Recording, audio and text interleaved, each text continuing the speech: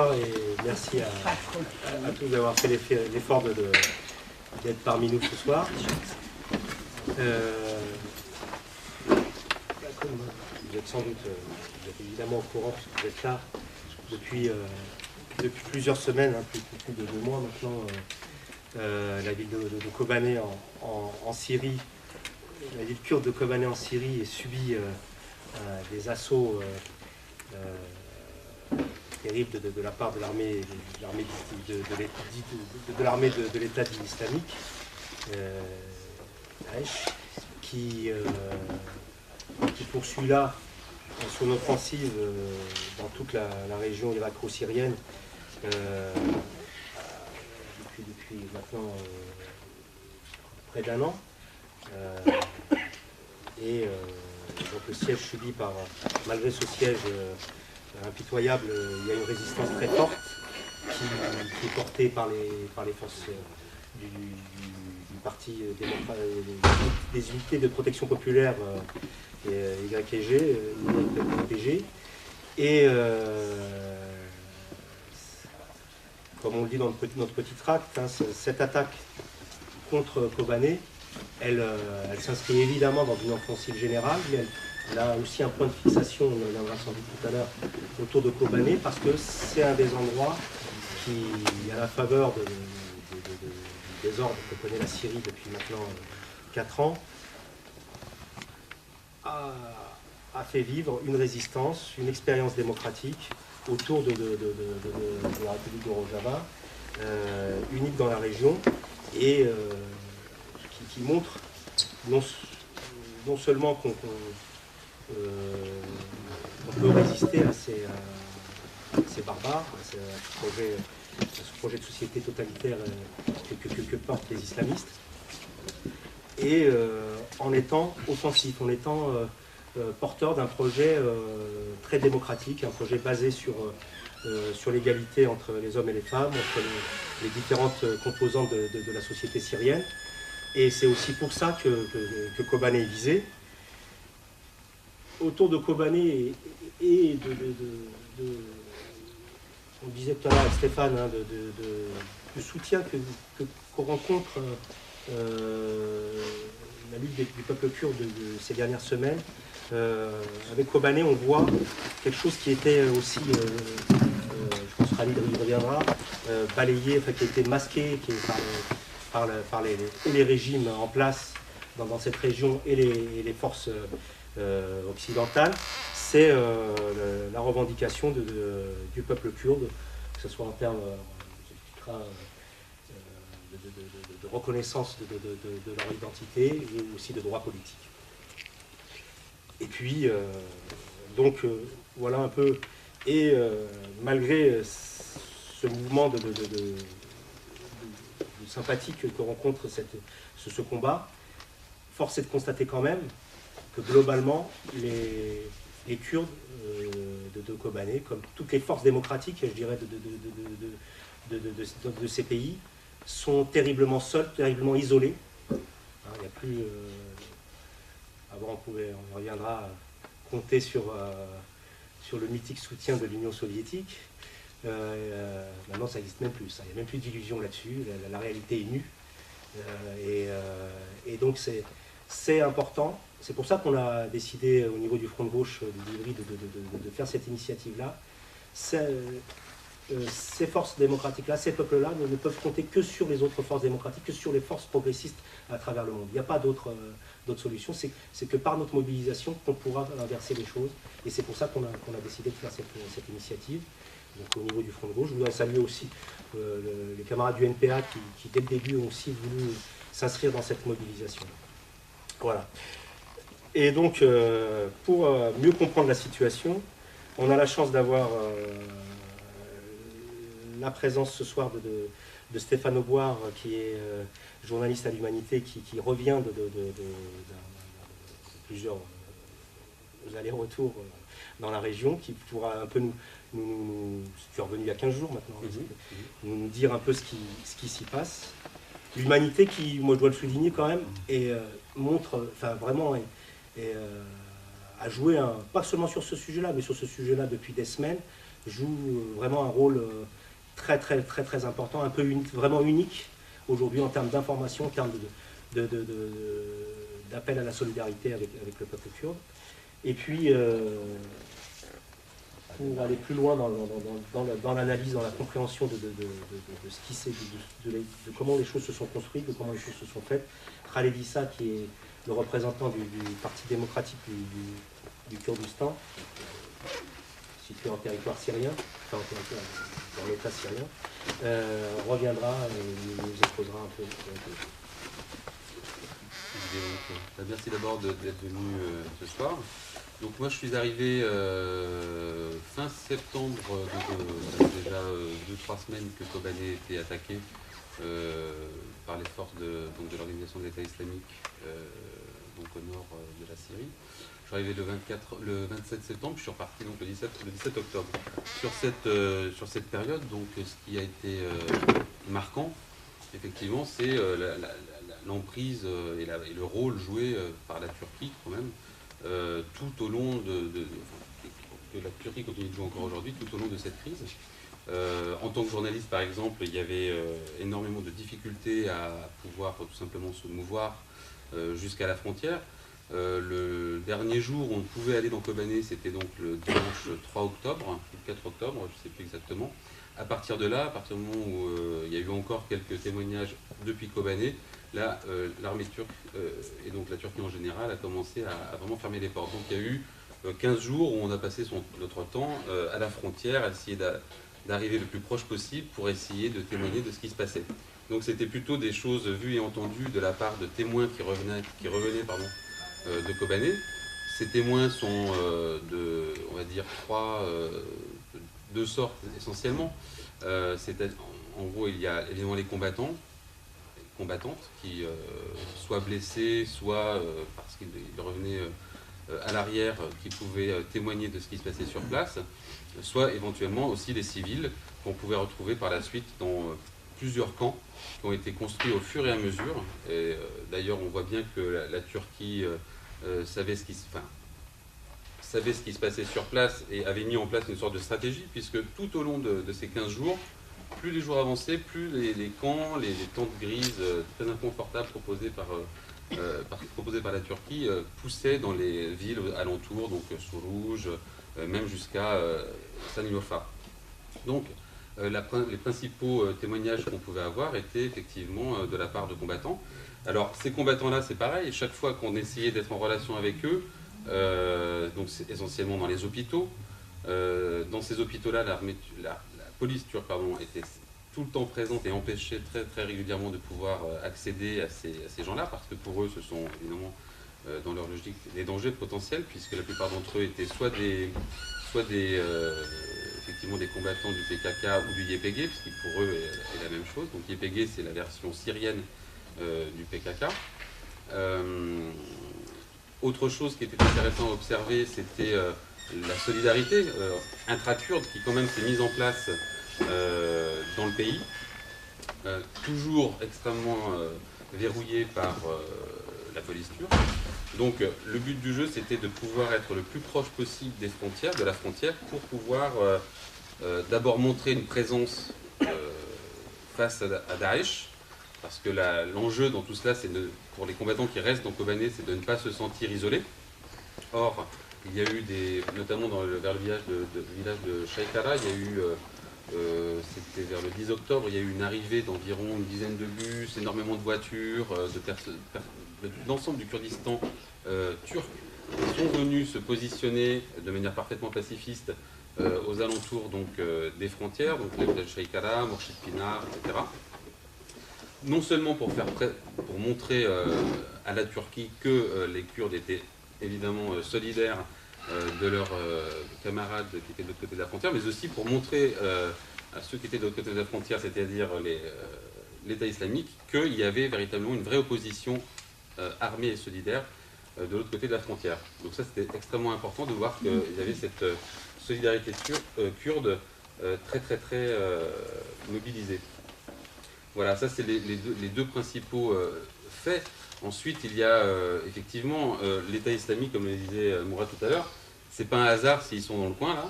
Il y a deux raisons principales. Évidemment, il y a la raison stratégique, parce que en coupant le Rojava, donc la partie syrienne qui a été donc administrée par les Kurdes depuis maintenant enfin 3 ans, mais véritablement solide depuis 1 an, c'est tout un symbole aussi. Et l'État islamique ne cherche pas simplement à couper les 2 autres cantons de celui-là, non seulement d'un point de vue stratégique militaire, mais aussi d'un point de vue financier, parce qu'il y a beaucoup de pétrole dans le coin. Le but, et ils le savent très très bien, c'est de faire en sorte que cette force démocratique assez unique dans la région soit mise à mal réellement.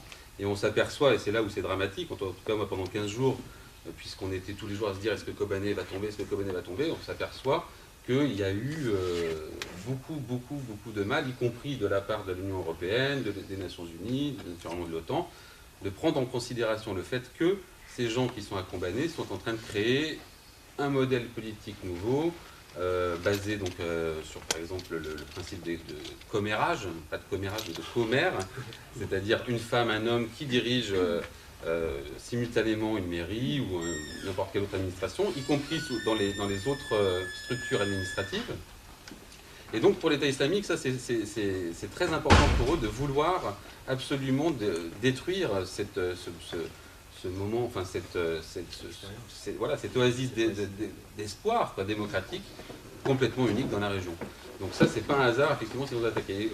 C'est pour ça que pendant 15 jours, et même aujourd'hui encore, il y a eu, au moment le plus fort, le moment où vraiment on pensait que Kobané tomberait quasiment du jour au lendemain ou d'heure en heure, parce qu'à un moment donné, les forces étaient tellement disproportionnées qu'on pouvait s'attendre véritablement à la chute de la ville.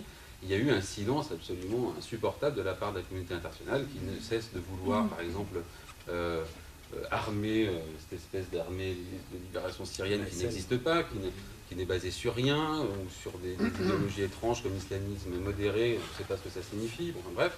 Et donc, on s'aperçoit que pendant 15 jours, ces 15 jours-là, il y a des gens qui étaient en prise à vraiment des forces armées bien supérieures et quand même extraordinairement barbares, se sont retrouvés véritablement à résister seuls devant les caméras du monde entier, devant les micros du monde entier, sans que personne ne bouge, et avec effectivement l'aide directe, même pas seulement indirecte, parce qu'il y a eu des aides directes de la Turquie qui, on le sait très bien, à un moment donné, a fait passer des chars côté Daesh, puis ensuite de manière très très indirecte, c'est-à-dire en laissant faire, en bloquant, en empêchant les Peshmerga, par exemple, qui sont arrivés il y a peu de temps, de pouvoir entrer dans la zone, empêchant les Peshmerga, mais empêchant également aussi l'ensemble des Kurdes de Turquie qui voulaient véritablement y aller, et puis de manière très hypocrite expliquer que oui, mais non, on ne peut pas se permettre de laisser des gens aller dans une zone aussi dangereuse, parce qu'ils ne sont pas armés, ils risquent de mourir, enfin ça c'était vraiment le discours.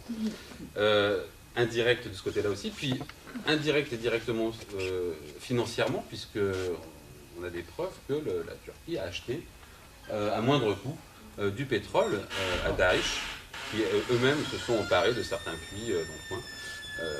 Voilà. Donc ça, c'était ce que moi j'ai pu observer pendant cette période-là.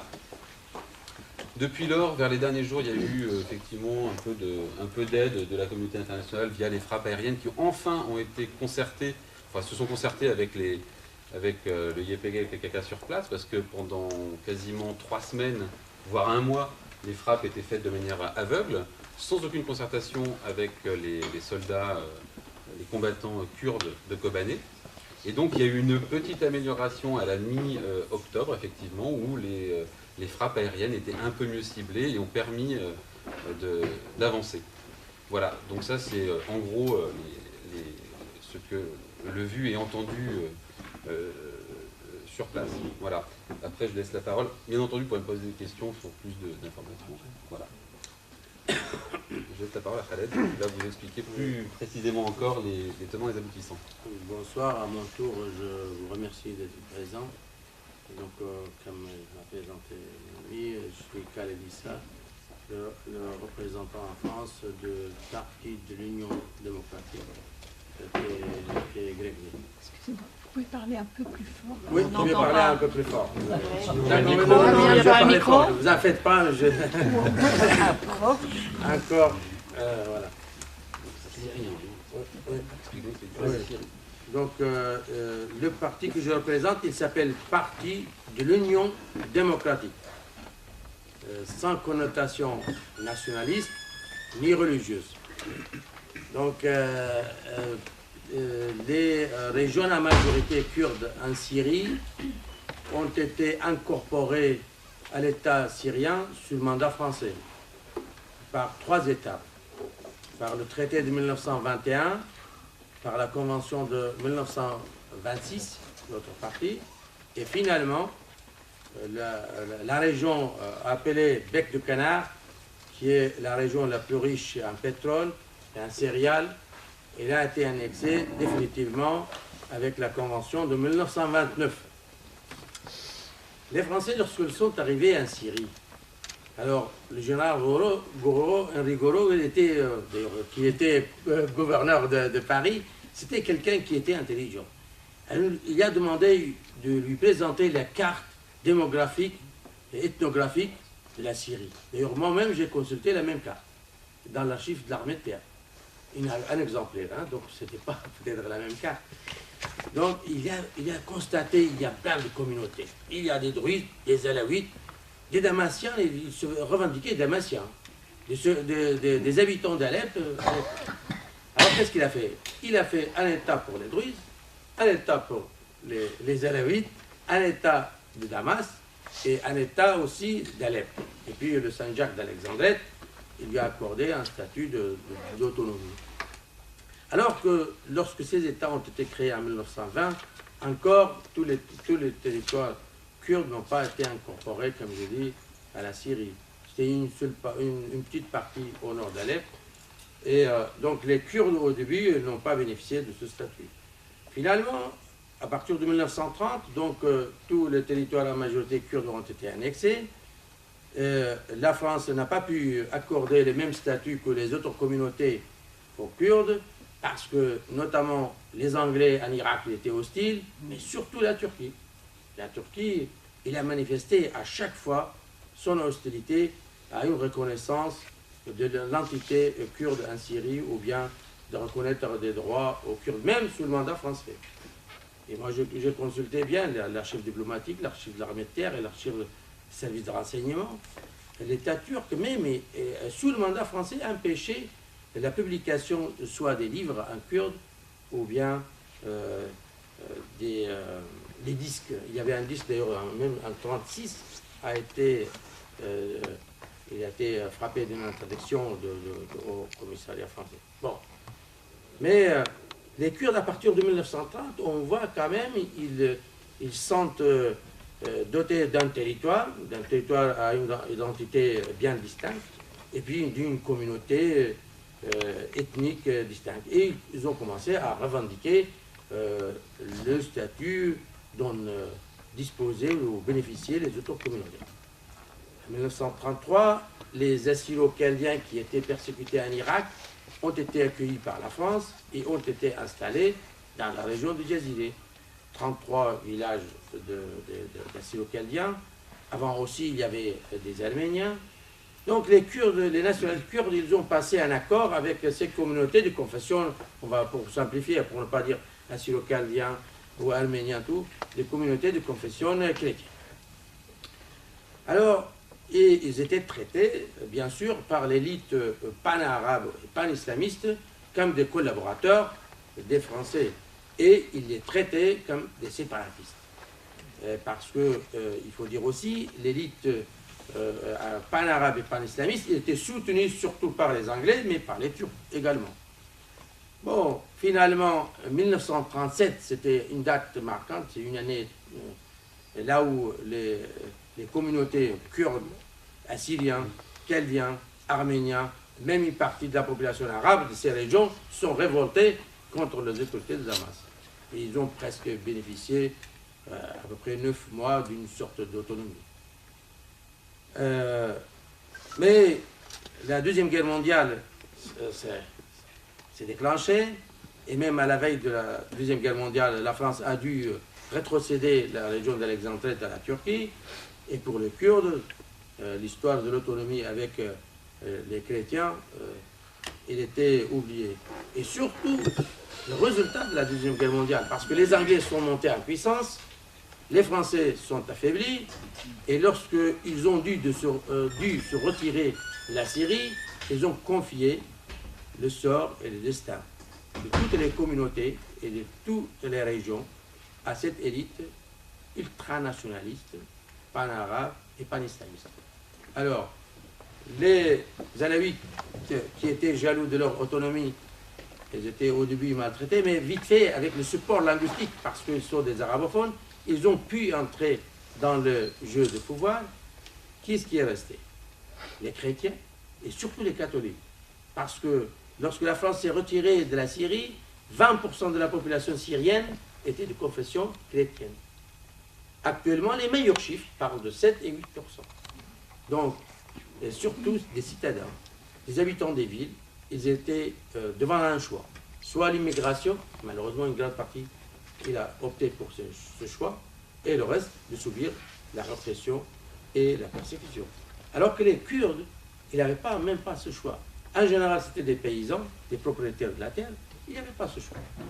Alors que les chrétiens étaient considérés comme des collaborateurs de la France colonialiste, les Kurdes séparatistes. Et une politique d'oppression a été mise en place, d'exclusion d'élites politiques et surtout de marginaliser au niveau économique et des services toutes les régions en majorité. La nationalité syrienne a été retirée en 1962 de 120 000 habitants kurdes. Et pour dire que malheureusement, les élites pan-arabes ou pan-islamistes, ils avaient en quelque sorte un consensus pour cette politique d'oppression vis-à-vis des Kurdes. Je donne un exemple. En 1962, il y avait un cabinet de coalition nationale, 11 ministres. Chaque parti politique, il avait 2 ministres dans le cabinet, avec le Premier ministre. Et le conseil ministériel était dirigé par le chef d'État. Ils ont voté à l'unanimité pour retirer la nationalité aux Kurdes. Pour vous donner l'exemple, voilà. Alors, il y avait un diplomate suisse, un jour, il me disait, qu'est-ce que vous faites pour vous, monsieur? Vous n'êtes pas arabe et pas de bon musulman. Alors, on ne va pas déranger tout le monde pour vous. Pour venir, en 2004, c'est aussi une date marquante. En 2004, on arrive, une grande partie des terres kurdes ont été confisquées et ont été destinées à des Bédouins, parfois malgré eux, installés dans les régions kurdes. Et aucun diplomate dans le corps diplomatique, aucun officier supérieur, aucune représentation dans le pouvoir législatif ou exécutif, parce que c'est le pouvoir qui avait des représentants dans les régions. Ce n'est pas les régions, les communautés ou le peuple qui avait des représentants dans le pouvoir central. Et la population kurde s'est révoltée en 2004. S'est révoltée, malheureusement, cette révolte n'a pas pu être généralisée et transformée en révolution pour revendiquer les droits démocratiques pour la totalité de la population syrienne, parce que les forces démocratiques n'étaient pas en mesure de soutenir cette révolte. Et on peut comprendre aussi pourquoi les forces démocratiques étaient faibles sous un pouvoir tenu surtout par les militaires. Alors, lorsque le mouvement de la contestation s'est déclenché en Syrie pour des revendications justes et démocratiques au début, au mois de mars 2011, vous savez, seulement le parti que je représente avait 1550 militants dans les prisons. Et il y a eu des militants qui ont malheureusement perdu leur vie sous la torture. Mais c'est un fait à rappeler que la majorité de ces militants ont été arrêtés et emprisonnés, condamnés à de lourdes peines sur la demande de l'état-major turc. Parce que les relations entre la Turquie et la Syrie, elles étaient plus que bonnes. Même il y avait un conseil ministériel mixte. Et M. Erdogan, aujourd'hui, se présente comme un adversaire incontournable du régime de Bachar al-Assad. Mais combien de fois elle disait « mon frère Bachar al-Assad » et M. Daoudourou, pareil. Alors que le coprésident Oui, comme il a rappelé, nous avons le système coprésident et co-maire. Le coprésident de mon parti et sa femme, elle était dans les prisons. M. Erdogan et Daoud Oğlu, ils mangeaient des kebabs et de l'ahmadjine, soit dans les souks de Damas et Ankara et Istanbul. Et parfois maintenant, en Europe, ils nous traitent comme si on est des collaborateurs du régime. Alors, et le régime turc, donc, il a joué un rôle hostile au peuple kurde, mais au peuple syrien aussi. Donc, avant les événements et après les événements aussi, il a poursuivi cette politique. Donc, lorsqu'il y a eu ce mouvement de la contestation, nous avons essayé d'encadrer ce mouvement des manifestants, parce que c'est vrai, on comptait pouvoir arracher des droits démocratiques et obliger le régime par une résistance pacifique de venir à la table des négociations. Et finalement, malheureusement, c'est mal tourné. C'est mal tourné parce que vite fait, des puissances régionales, notamment les pays du Golfe, mais surtout la Turquie, avaient peur que encore les forces démocratiques, l'opposition traditionnelle, les libéraux, les communistes, les Kurdes surtout, puissent diriger le pays. Alors ils sont intervenus et ils ont déraillé malheureusement cette révolution, si on peut dire. Alors ils ont créé ce qu'on appelle le Conseil national syrien, avec une dominance remarquable des frères musulmans. Mais des frères musulmans aussi, on peut savoir pourquoi. Parce que le parti qui était et qui est toujours au pouvoir en Turquie, AKP, fait partie de l'international islamiste.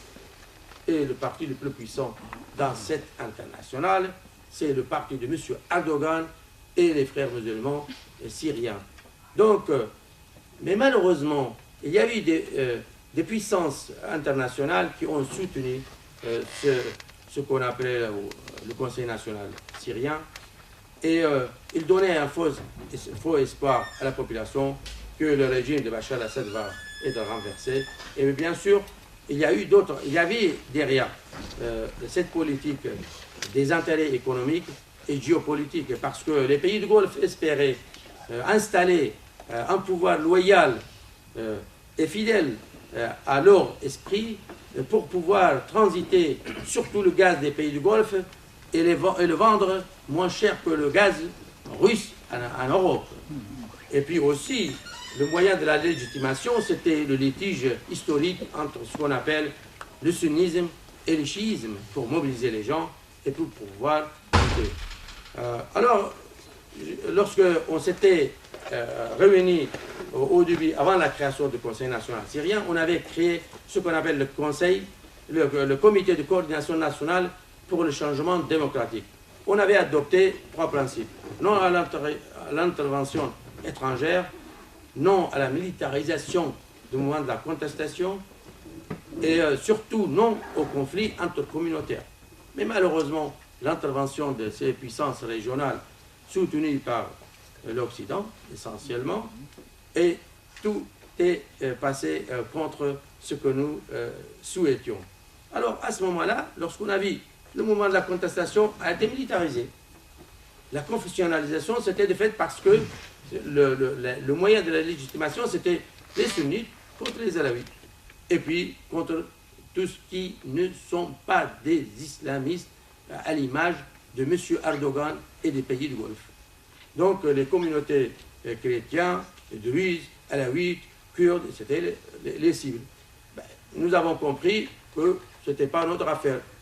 Nous avons souffert plus que tout le monde de la dictature, mais on ne voulait pas remplacer une dictature militaire par des fanatiques, des barbares que vous avez vu les images certainement. Donc on a adopté ce qu'on appelle la 3e voie, c'est que de défendre la population dans les moyens, dans les mesures possibles, selon nos moyens possibles, de protéger notre territoire et notre population. Lorsque je dis notre population, ça ne veut pas dire que seulement les Kurdes, dans leur diversité ethnico-confessionnelle.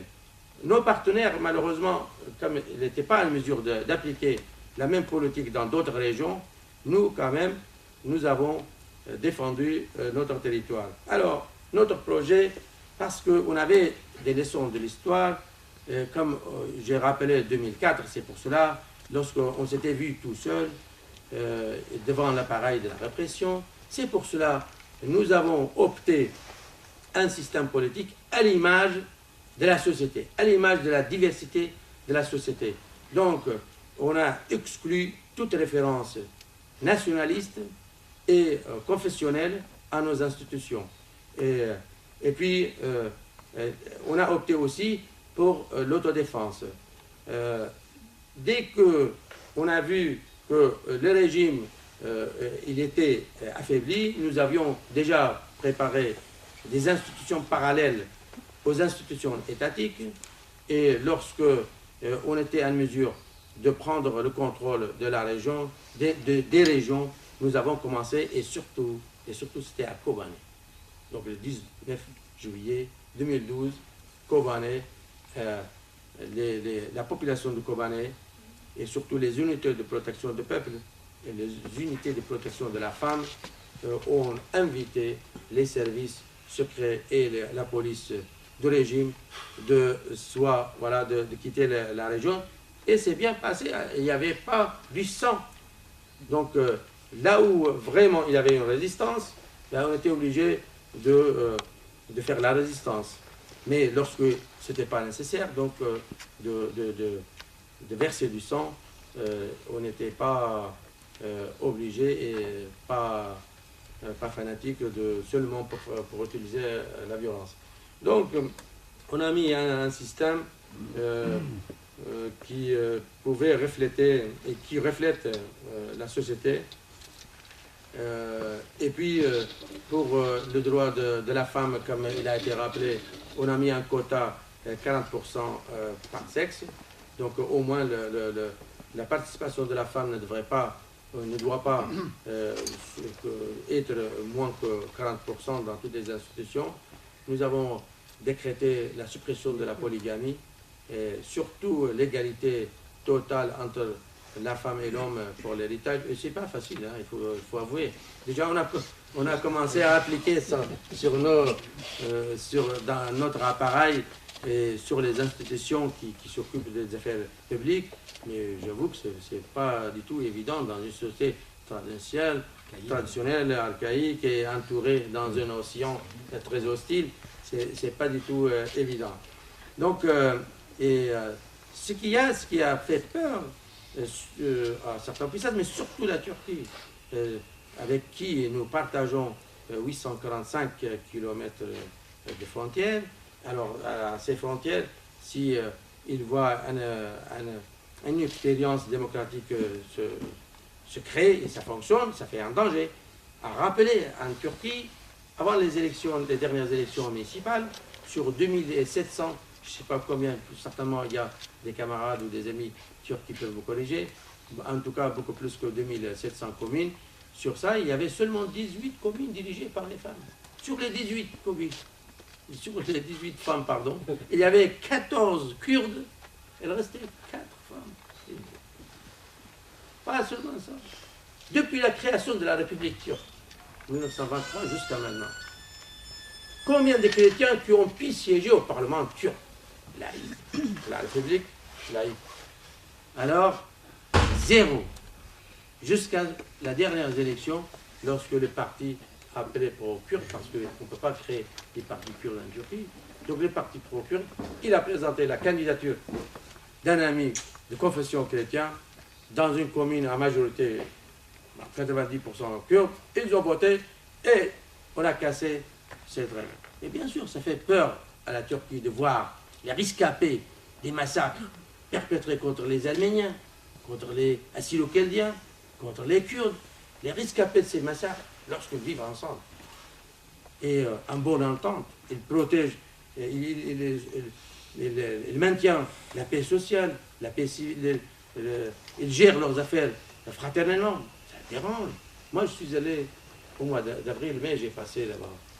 J'étais au siège de l'administration, le chef de l'administration kurde, adjoint arabe, l'autre adjoint femme et chrétien. L'adjoint arabe, il nous a reçus avec un discours, un kurde. Et moi, j'ai répondu en arabe. Et l'adjoint syriaque, il avait les larmes aux yeux. Il a dit, un jour, on devrait commencer par là. Ils sont très fiers d'avoir pu maintenir la paix sociale et une bonne entente. 3 langues officielles, le kurde, l'arabe, le syriaque, dans l'administration. Alors cet exemple, bien sûr, ça fait peur, parce que la démocratie, malheureusement, elle n'est pas à la mode. Et ils ont essayé de nous marginaliser par tous les moyens, médiatiques, diplomatiques, financiers.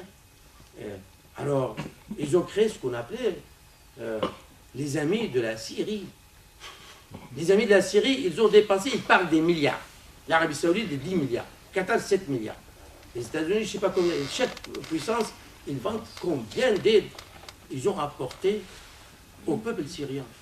Ben, devant vous, je peux dire, ce n'est pas la première fois que je dis, aucun État, ni la Russie, ni les États-Unis, ni la France, aucun État ne peut prétendre qu'il a fourni un médicament pour nos familles. Aucun État ne peut prétendre qu'il nous a fourni 1 kilo de riz, on parle de l'aide humanitaire, 1 kilo de riz à nos familles. Aucun État ne peut prétendre d'avoir fourni 1 litre de lait, ni une arme, bien sûr. Alors, ça ne suffisait pas. Mais au mois de novembre, l'État turc il a ouvert les frontières devant les terroristes avec des tanks pour envahir la ville de Salekani. Et devant tout le monde, c'était pas caché. 1200 terroristes, ils ont attaqué la ville de Salekani. Et nos filles et nos garçons, ils ont pu les chasser de leur territoire et ils ont fait leur travail. Parce que, encore, ces terroristes n'étaient pas équipés de l'armement lourd et moderne, comme malheureusement maintenant c'est le cas de Daesh. Daesh, il a récupéré à la fois un armement moderne de l'armée syrienne, notamment la 17e division, 83e régiment et d'autres unités, là où il y a vraiment des armements lourds, et puis surtout de l'armement américain, très sophistiqué, lorsqu'il a pu occuper la ville de Mossoul. C'est pour cela, malheureusement, lorsqu'ils ont attaqué le 15 septembre, et comme il a été dit, avec la complicité manifeste du gouvernement turc, le 16 septembre, un train bourré d'armement, de munitions, s'était arrêté à 8 km avant Tel Aviv pour fournir les terroristes. Le 18 septembre, il y a eu à 20h 2 blindés, et à minuit, c'était devenu déjà 5 pour casser la première ligne de défense. Donc, avec cet armement, on était bloqué de l'autre côté des frontières par les Turcs. Malheureusement, lorsque la coalition internationale anti-Daesh a été créée, nous espérions qu'enfin, on peut avoir de l'aide pour combattre ces terroristes que nous combattons depuis plus que 2 ans. Mais malheureusement, les frappes ont été opérées au début dans des zones éloignées, ce qui faisait les terroristes se rebattre sur notre région. Alors, une fois qu'ils ont occupé nos villages, les villages de canton de Kobané, le côté stratégique, mon ami Stéphane l'a rappelé, lorsque ils ont occupé les villages, ils ont commencé même à pénétrer les villes, et maintenant, l'aviation, même lorsqu'on frappe 2-3 pièces de l'artillerie, c'est vrai, ça soulage la résistance. Il faut avouer. Mais ce n'est pas suffisant. Pourquoi? Parce que leur artillerie, elle est déjà dans la zone de Tel Aviv, qui est tenue par Daesh depuis plus qu'1 an, et l'État turc traite avec eux comme une autorité officielle. Parce que les prisonniers de Daesh qui sont pris par nos filles et nos garçons, ils trouvent sur eux des documents tamponnés par les Turcs, passage de Tel Aviv. Et puis, donc, cette zone toujours est tenue par Daesh, et puis l'artillerie est cachée dans les villages. Chaque fois que 2 ou 3 pièces détruites, vite fait, ils peuvent les remplacer par davantage de cette arme. Voilà, donc nous avons dit haut et fort, nous avons un ennemi commun. L'ennemi que nous combattons, c'est l'ennemi de tout le monde, c'est pas seulement des peuples de Rojava ou de la Syrie ou du Moyen-Orient, voire, mais c'est un danger mondial. Et où nous avons vu comment il manifeste dans certaines capitales européennes. Et puis, ils sont contre nos valeurs. Nous partageons des valeurs humaines au niveau universel. Et nous avons demandé de combattre cet ennemi commun. Mais pour combattre sur le terrain, il faut être doté et il faut être muni des moyens de défense adéquats. Ce n'est pas avec les Kalachnikov ou avec des Doshka, je ne suis pas militaire, mais avec des armes légères qu'on peut faire face à ces chars ou ces canons très modernes. Malheureusement, jusqu'à maintenant, c'est le veto turc qui empêche l'aide directe à la résistance de Kobané et aux unités de protection du peuple et aux unités de protection de la femme qui se battent contre les terroristes. Mais il y a aussi une précision. En réalité, ces 2 corps d'armée ne dépendent pas de mon parti, dépendent de l'autogestion démocratique, de l'administration de ces régions. Et dans ces régions, on a des partenaires. On a des partenaires arabes, syriaques, arméniens, on a de toute la population. Et puis aussi dans les 2 corps d'armée, les unités de protection du peuple et les unités de protection de la femme, il n'y a pas que des Kurdes. Il y a des unités à majorité kurde, en général, ça c'est la règle, parce que la majorité de la population est kurde. Mais il y a des unités à majorité arabe, il y a des unités à majorité chrétienne, de confession chrétienne, syriaque notamment. Par exemple, il y a le conseil militaire syriaque qui fait partie du commande de YPG. Donc, tout ça, ça s'explique la résistance, l'efficacité de la résistance de Kobané.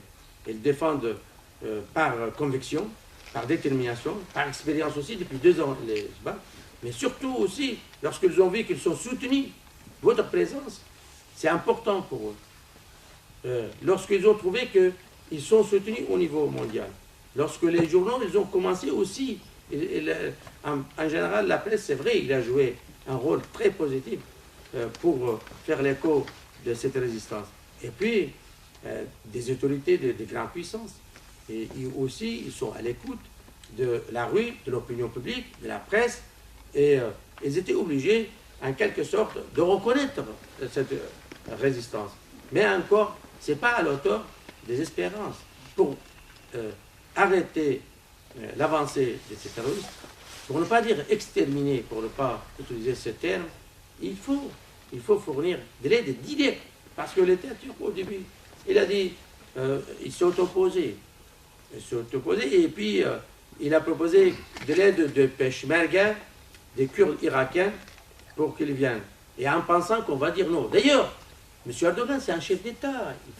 Il faut compter ces mots. Avant qu'on se prononce, il a dit, Payadeh refuse. Et bien nous avons dit, à notre connaissance, M. Erdogan, il n'est pas le porte-parole de notre parti. Nous félicitons les dirigeants kurdes irakiens s'il arrive à nous envoyer un peu de renfort. Ben, c'est un renfort. Ce renfort, pardon, il est arrivé, il est symbolique, c'est pas suffisant. Mais en plus, encore une nouvelle fois, M. Erdogan, il a dit non, Peshmerga, mais aussi doit être accompagné de l'arrivée de ce qu'on appelle l'armée syrienne libre à Rojava ou à Kobané. Et encore une nouvelle fois, il s'est précipité. Avant qu'on rencontre son envoyé, il s'est prononcé que nous avons donné notre accord pour l'entrée de 1300 combattants de l'armée syrienne libre. Ce qui n'était pas du tout vrai. Bon, en tout cas, j'étais un peu long, désolé, mais je crois, lorsque vous posez des questions, ce serait beaucoup plus pratique de répondre. Et j'étais long, désolé, et surtout merci d'avoir supporté mon accent. Je sais que c'est pas facile.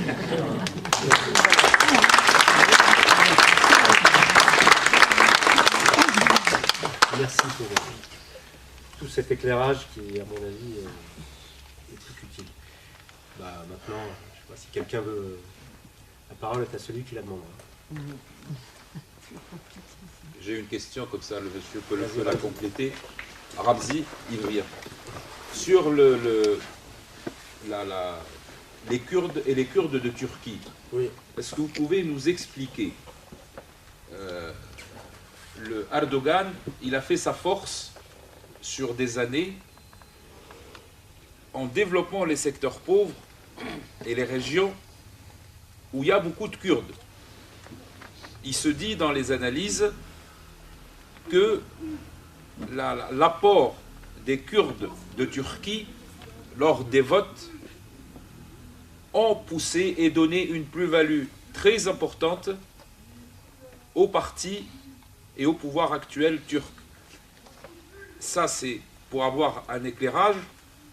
Et puis, quelle est la position des Kurdes de Turquie quant à la situation et à la situation globale des Kurdes d'Irak, de Syrie, et puis la situation nouvelle qui est pas si claire que ça du PKK. Ouais. Très bien. Donc, premièrement, sur la pauvreté et la marginalisation des régions, c'est une méthode colonialiste bien connue, hein, donc c'est seulement pour prendre la richesse, mais c'est pour entrer dans les détails. Alors, c'est vrai, la pauvreté, là où il y a la pauvreté, il y a l'ignorance. L'ignorance, donc, fait qu'une partie de la population, déjà, il se refuge derrière les solutions métaphysiques. C'est pour cela, d'ailleurs, son mouvement il est fort. Mais il y a l'autre côté. Par exemple, chaque mairie est arrachée par des militants kurdes. Alors, l'État, comme pouvoir central, entrave tous ces projets et il essaye de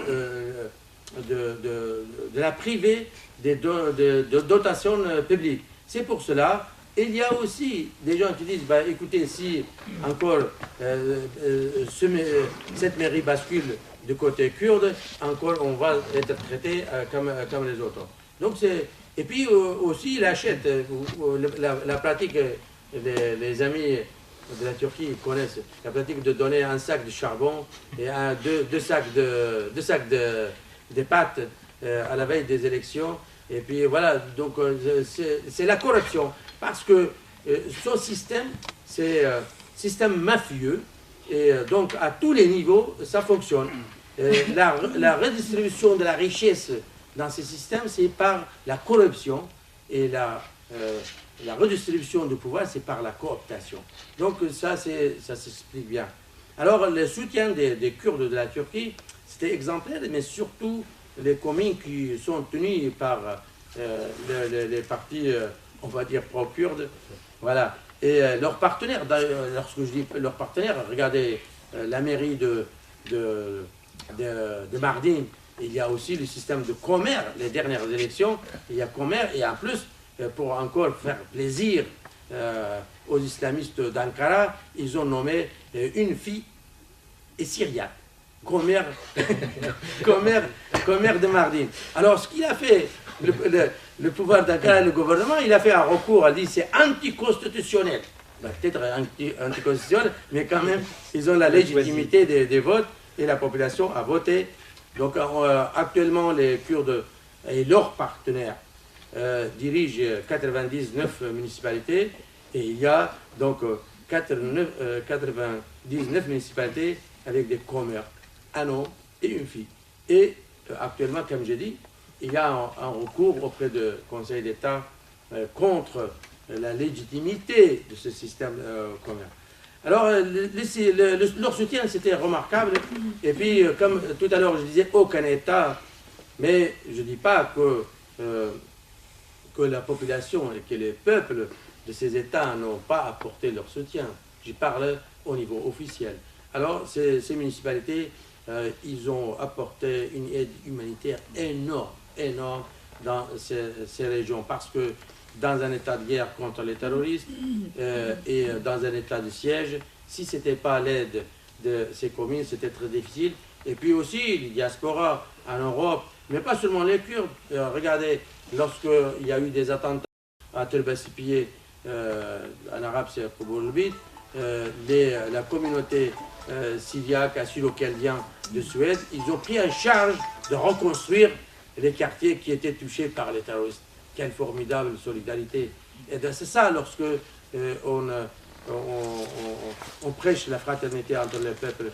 Et puis, notre système a été adopté par la coalition syrienne, donc, dont nous faisons partie, le comité de coordination nationale pour le changement démocratique, comme un exemple applicable dans les autres régions syriennes, comme une sorte de décentralisation de pouvoir et de l'autogestion.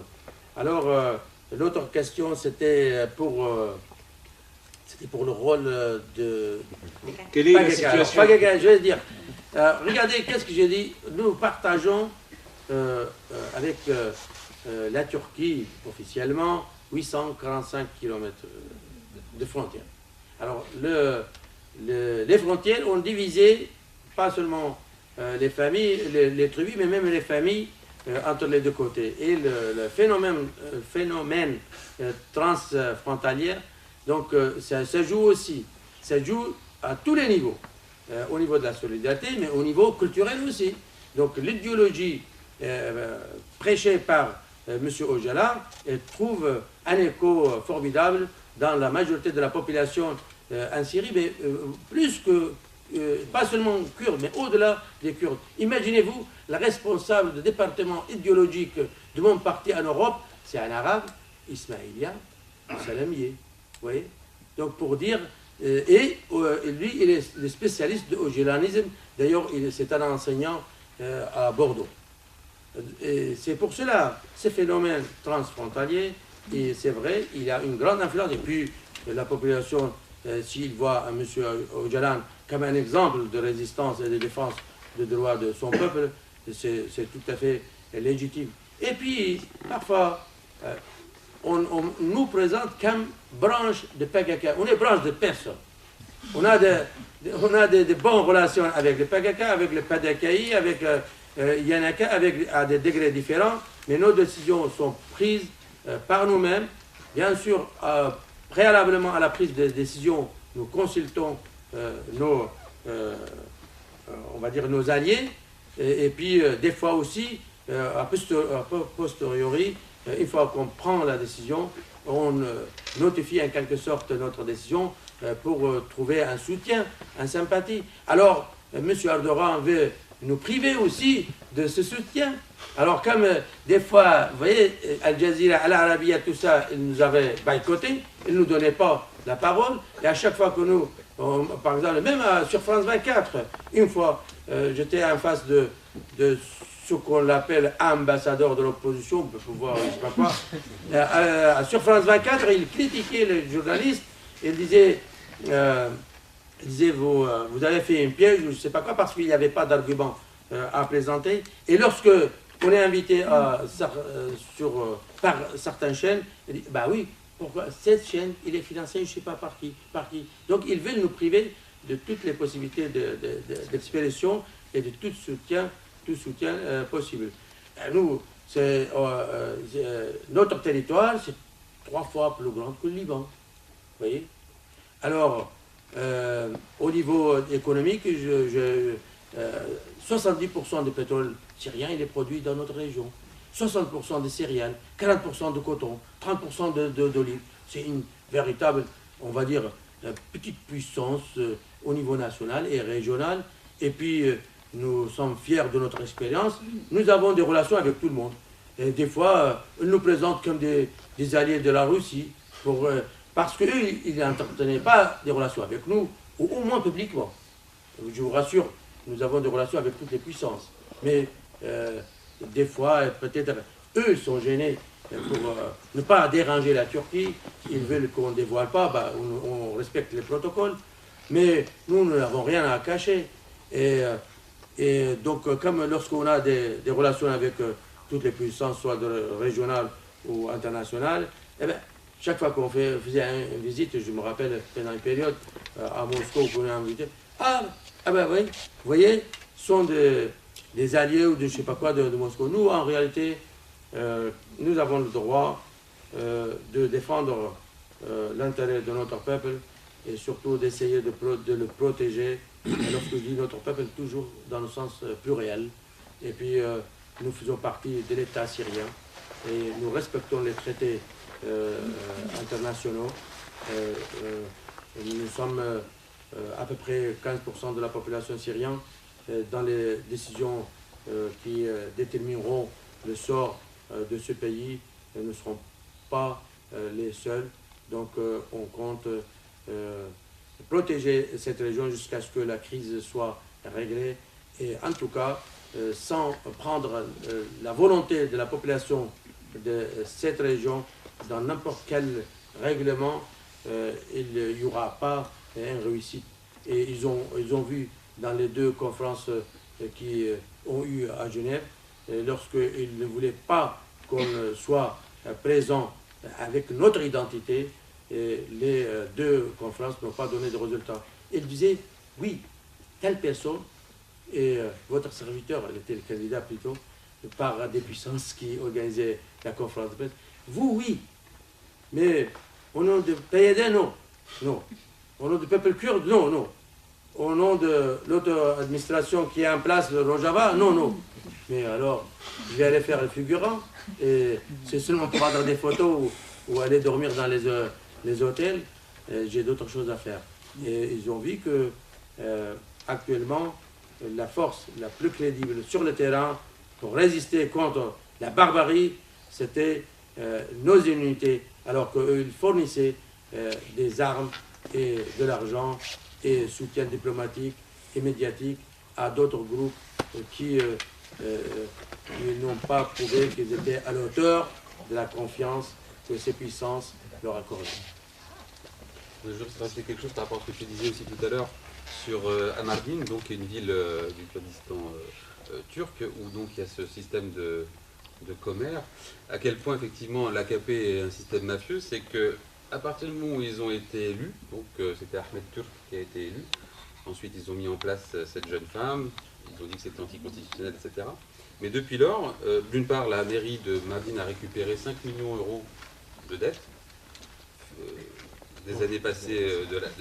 Ils ont vidé les caisses. Mais vendu les biens. Et ils ont vendu les biens, voilà, c'est ce que je voulais ajouter. Et en plus, ils empêchent les banques, la banque municipale, donc la banque nationale d'Ankara, n'envoie pas d'argent pour l'instant. Voilà, la banque centrale n'envoie aucun argent à la municipalité, ce qui fait que depuis, c'est en mars, ça a eu lieu, les élections, et bien ils ne fonctionnent sans argent. Donc pour, par exemple, gérer le cas des réfugiés, il y a énormément de réfugiés à Mardin, par exemple, beaucoup de réfugiés yézidis notamment, eh bien ils font ça simplement grâce au bon vouloir de la solidarité locale des Kurdes et des autres communautés. Et puis juste pour que vous sachiez que vous parlez avec quelqu'un qui est considéré par Erdogan comme un terroriste, puisque je ne sais pas si tu as vu, mais il y a 15 jours de ça, il a dit que le PYD ou le PKK c'était la même chose et que par conséquent tu faisais partie de la... Et je vais dire seulement ajouter, parce que vous avez dit vis-à-vis du Kurdistan irakien, vous savez, après la division de notre pays en 4 parties, on est condamné par la géopolitique. L'influence de l'État turc est manifeste sur une partie au moins du Kurdistan irakien. Mais lorsque Daesh a attaqué les régions kurdes en Irak, Erdogan n'a pas fait ce que les Kurdes irakiens espéraient. Donc il n'est pas allé au secours des Kurdes irakiens. Qui est allé au secours des Kurdes irakiens? soit pas seulement kurde même, la population yézidi. même que yézidi, chrétiens de Nénava, tout ça, c'était surtout, c'était les forces de PKK, les forces de protection du peuple, et puis les unités de protection du peuple de Rojava et les unités de protection de la femme. D'ailleurs, les unités de protection de la femme, deux mots. Au début, c'était fait pour régler des problèmes liés à la femme, parce que pour empêcher les crimes du Nord qui est pratiqué dans cette région, tout ça. Mais petit à petit, donc, et lorsqu'on était attaqué par les terroristes, il s'est transformé en corps d'armée et il a démontré son efficacité, d'autant plus que, pour une anecdote, ça c'est la vérité, hein. Ça fait rire, mais c'est la vérité. Les terroristes, dans leur esprit, s'ils sont tués par une femme, ils seront privés des 72 vierges. Donc, ils troublent psychologiquement, déjà, il y avait un bon article, je crois que c'était dans Washington Post, sur ce phénomène. Déjà, dès qu'ils entendent un bataillon de femmes qui attaquent, ils troublent psychologiquement les 72 vierges. Voilà. Chacun y part. Voilà. Est-ce que ça les fait fuir? Comment? Ça les fait pas Non, fuir? malheureusement, et au contraire, elle dit on va essayer d'éliminer ces femmes pour réduire leur danger. Mais chacun, lorsque c'est la guerre, chacun il défend ses valeurs et les siens. C'est vrai que ça fonctionne. Par exemple, il y a 2 mois, là, donc, du côté de Mahmoud, du côté irakien, j'y étais aussi à ce moment-là. Il y avait donc Daesh qui avait avancé donc, vers la colline de Mahmoud. Il y avait à peu près 300 djihadistes. Et jusqu'à présent, les Peshmerga, donc les forces armées, on va dire kurdes irakiennes, qu'il faut bien le dire, sont un peu bedonnants depuis un certain temps, ont eu un mal fou à les repousser. Et c'est seulement parce que par hasard, il y a un camp de Kurdes turcs à Mahmoud même, du PKK, qui ont donc été avertis que la ville était attaquée. Ils ont renvoyé 40 jeunes femmes effectivement, du PKK sur la colline et elles ont nettoyé la colline en une nuit. C'est très impressionnant, mais vraiment. Et justement, ouais, non, mais ça pose question d'ailleurs cette solidarité intra-kurde. On voit bien que à ce moment-là, quand Daesh a attaqué le côté irakien, le YPG, le PKK était présent côté irakien, il y avait même des Kurdes. Oui, côté iranien. Oui, il y avait même des Iraniens, il y avait même des Kurdes qui faisaient partie des forces de l'armée, on va dire, régulière irakienne. Donc il y a vraiment un vrai moment de solidarité pour repousser l'État islamique à ce moment-là. Côté Kobané, force est de constater que ça a été quand même beaucoup plus compliqué, quoi, y compris du côté kurde irakien, j'allais dire, y compris du côté du PDK, qui a eu un mal fou quand même à s'engager pour donner de l'aide aux Kurdes de Syrie, notamment simplement au point de vue des armes. Parce que les Kurdes irakiens reçoivent des armes maintenant de la part des États-Unis, de la France, de l'Allemagne, etc. Bon, c'est des armes qui vont essentiellement du côté de Mossoul, en réalité, c'est-à-dire dans d'autres zones tout aussi ennuyeuses, ils ne reçoivent pas grand-chose. Mais ils ont quand même reçu un certain nombre d'armes qui auraient pu quand même être transitées du côté de Kobané assez facilement, et ça n'a pas eu lieu, quoi.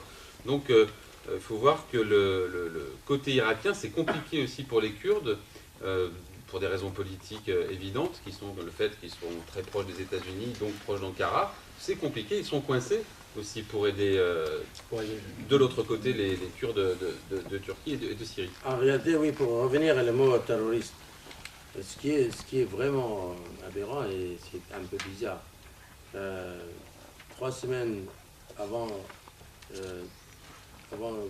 de nous qualifier de terroristes, et quand même, son ministre des Affaires étrangères, il a invité le coprésident de mon parti pour aller discuter discrètement.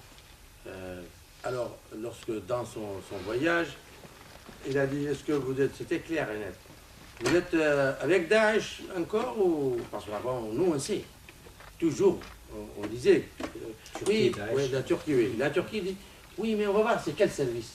Ah, mais vous savez, on va faire une enquête. Alors, peut-être c'est des associations qui font ça. En tout cas, alors la question était posée, vous êtes avec Daesh ou pas? Absolument pas. Donc, la première demande, on a demandé de fermer les frontières hermétiquement. Deuxièmement, on a dit, alors, si vous êtes contre Daesh, laissez-nous, on va envoyer des renforts de Djaziré, du canton de Djaziré, via votre territoire, un corridor pour renforcer. Bien sûr. Et aussi, ils ont promis. Troisièmement, nous avons demandé de rendre les frontières flexibles devant l'aide humanitaire. Et on s'est fixé 48 heures pour exécuter tout ça. Après 48 heures, il n'y a rien eu. On était sympa. Après 4-5 jours, on était obligé. M. Salem Slem, le président du parti, il a fait une conférence de presse à Paris pour dire voilà, les promesses données par Ankara n'ont pas été honorées, n'ont pas été respectées. Alors, comment vous invitez quelqu'un chez vous, une fois qu'il sort de chez vous, il tourne le dos, vous dites que c'était un terroriste. Alors, et puis, oui, et puis ça se voit qui est le terroriste. C'est quelqu'un terroriste ou M. Erdogan qui est terroriste. Tout le monde sait. Et alors, c'est pas la peine de cacher. Au moins, les services spéciaux de toutes les puissances, y compris de la France, ils ont assez de documents. Et je vous renvoie aux déclarations des vice-présidents des États-Unis d'Amérique. M. Biden, il a déclaré clair et net que ces terroristes ont été soutenus par certains pays, y compris la Turquie. Il y a quelqu'un Vous avez parlé de corridor il y a quelques jours. Parle un peu fort. Vous avez parlé de corridor. Il y a quelques jours, un corridor s'est ouvert, alors que la Turquie était très, très bornée. Et apparemment, ce serait Obama. Enfin, on n'a pas lu grand-chose dans la presse. On ne sait pas ce qui s'est passé pour que les Turcs, soudainement, dans la journée, donnent la nouvelle qu'un corridor était ouvert. Et on a su qu'ils ont bloqué pendant 3 jours les 150 Peshmerga avec des canons, d'ailleurs. Mais on sait rien de plus. Il n'y a pas de détails là-dessus. Et alors moi, je me pose une question. Je me dis, une seule personne pouvait ouvrir ce corridor. C'était Obama, par un coup de téléphone, ou Joe Biden, par un coup de téléphone à Erdogan ou à son ministre. Et à mon avis, connaissant les Turcs, s'ils ont ouvert le corridor, c'est qu'il y a eu un deal. Parce que ça n'a pas pu être un geste humanitaire. Donc ça, alors il y aura beaucoup d'autres questions, mais enfin, juste celle-là pour l'instant. Lorsque la coalition entre Daesh a été créée, la Turquie n'a pas signé la déclaration du Jeddah. Donc il a choisi le camp des terroristes contre le camp des anti-Daesh. Et puis négocier, le Conseil de sécurité turc, il a présenté, il a fait un projet, il y a 3 options en tout cas. Mais surtout se focaliser sur de créer une zone tampon dans notre région. Et ils ont donné à M. Erdogan comme le facteur d'Ankara, ils l'ont envoyé à Washington pour discuter de ce plan. Pour rejoindre la coalition, il faut donner le territoire kurde. En tout cas, la Turquie a aidé Daesh pour chasser une grande partie de la population du canton de Kobané. Maintenant, il pleure, il dit, j'ai sur le dos, je ne sais pas combien de réfugiés pour faire la mendicité de l'aide humanitaire et de l'aide de financement international, pour soi-disant qu'il est chargé d'abriter ces réfugiés. Et puis, maintenant, l'autre jour, ici en France, il dit, en tout cas, il n'y a plus de civils. Et qu'est-ce qu'il y a à Kobané? Quelle importance Kobané? Ce n'est pas stratégique. Il y a de l'or ou des diamants, les mots qui ont été utilisés. Pour lui, les êtres humains ne valent rien du tout. C'est l'or et des diamants. Et pour lui, en tout cas, c'est son stratégie, c'est de vider la population de cette région et d'apporter les réfugiés, les malheureux réfugiés qui avaient cru à Erdogan lorsqu'il disait qu'il donnait des promesses que c'est une question d'une semaine ou d'un mois, ou je ne sais pas quoi, il va renverser Bachar al-Assad. Et ces gens-là, ils ont quitté leur demeure, ils sont réfugiés en Turquie, et depuis, ils mènent une politique d'endoctrinement en les islamisant. On respecte toutes les croyances. D'ailleurs, dans notre contrat social de Rojava, c'est la liberté absolue de conscience, mais que les appréciations métaphysiques relèvent du domaine privé, personnel. Voilà. Donc, il les a endoctrinés, et d'ailleurs, l'enseignement, il est en turc pour leurs enfants, et il veut amener cette population installée à Kobané à la place de nos familles qui ont été chassées avec son aide directe et indirecte. Donc, toujours, c'était cette politique qui était menée par Ankara. Pour le corridor dont nous avons parlé avec Ankara, ce n'était pas ça. C'est un corridor que les Kurdes de Syrie, de l'autre canton, puissent passer et aider. Pourquoi? Parce que entre le canton de Jaziré et Kobané, il y a la ville de Tel Abyad et ces villages qui sont tenus par Daesh depuis plus d'un an avec l'aide de l'État turc. C'est le passage du pétrole, du trafic de pétrole, de l'armement, des djihadistes, tout se passe par là-bas. Et comme on n'a pas les moyens, comme j'ai dit, anti-chars pour pouvoir chasser les djihadistes d'ici, de cette région, nous avons demandé l'autorisation de passer sur son territoire, d'apporter, et il a promis, et il n'a pas tenu sa promesse. Alors pour l'aide, comment il a débloqué? Au début, il pensait que, comme il y a eu un peu différent d'options entre l'administration de Rojava et le PYD qui fait partie de cette administration, et les dirigeants de Kurdistan irakien, et il pensait que s'il dit l'aide que ne doit pas direct, mais qu'elle soit coup de peshmerga, il pensait qu'on va dire non, comme j'ai dit tout à l'heure, même avant qu'on se prononce, il a dit PYD, il s'oppose, avant qu'on se prononce. Et c'est pour cela, donc, on a dit oui, mais avec des difficultés, lorsqu'il a été piégé par son jeu. Alors, il bloquait. Et c'est vrai, je donne un exemple, il y avait deux groupes, un groupe par voie terrestre, il avait imposé à ce convoi de ne pas rouler plus que 25 km/h, et l'autre groupe qui est venu par l'avion, ils sont arrivés à Sourouj, ils les ont mis dans un hangar, dans un entrepôt, de 3 h du matin jusqu'à 15 h, là où on était informé qu'il n'y avait même pas de savon, pas de toilette, rien fourni, les humilier de cette façon.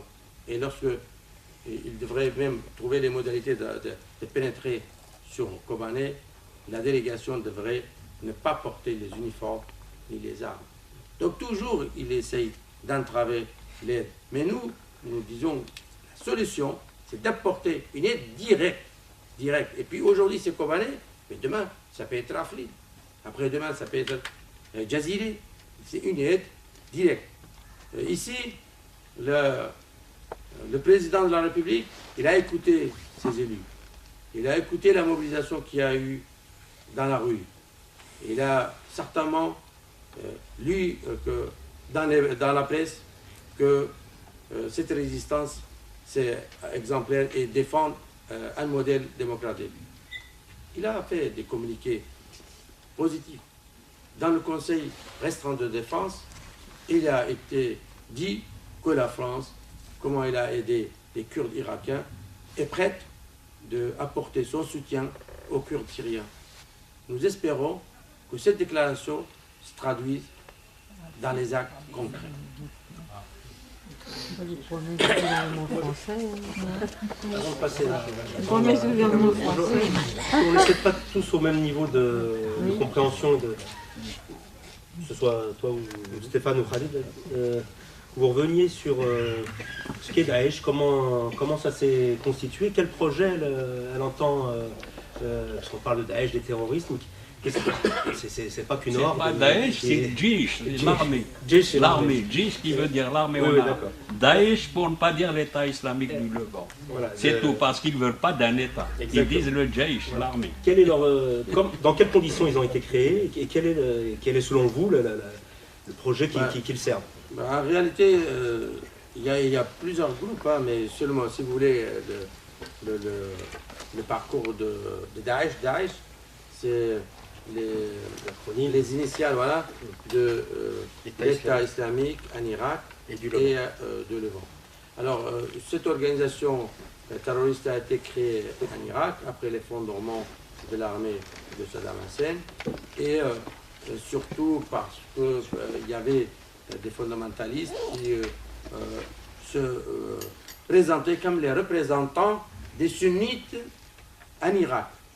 Alors, ils disaient pas comme le pouvoir de Saddam Hussein, il était sunnite, comme d'ailleurs tous les gouvernements successifs depuis 1920, lorsqu'il était sous le protectorat britannique, parce qu'à l'origine, les Anglais, ils ont amené un émir quelqu'un de l'Arabie Saoudite, ils l'ont nommé le roi de l'Irak, et c'était jusqu'à Saddam Hussein. Bon, alors, cette organisation fondamentaliste se présentait comme le défenseur d'une tranche de la société qui était les sunnites. Et puis, lorsque les événements ont commencé en Syrie, on savait aussi qui les finançait, parce que, comme j'ai dit, sur le litige historique entre les sunnites et les chiites, les pays du Golfe qui les finançaient, et surtout leur efficacité aussi est due parce que il y a 8 mois, sur 13 dirigeants de Daesh, il y avait 9 anciens officiers de Saddam Hussein.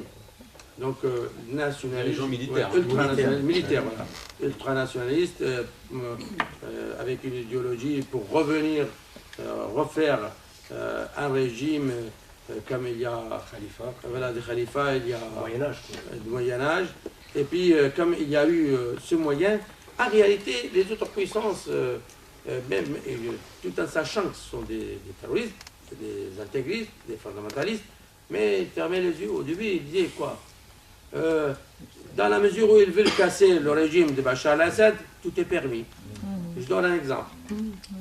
Lorsqu'il y a la porte officielle, le passage officiel entre la Syrie et la Turquie, c'est Yaroubiya en arabe, c'est le Kocher en kurde. Alors, il était tenu par Daesh. Et c'est vrai, il y a des tribus arabes influents, mais originaires de la région. On s'est entendu avec eux, nous avons préparé le terrain politiquement, et puis les habitants de cette commune, ils ont fait appel aux unités de protection du peuple de venir les libérer.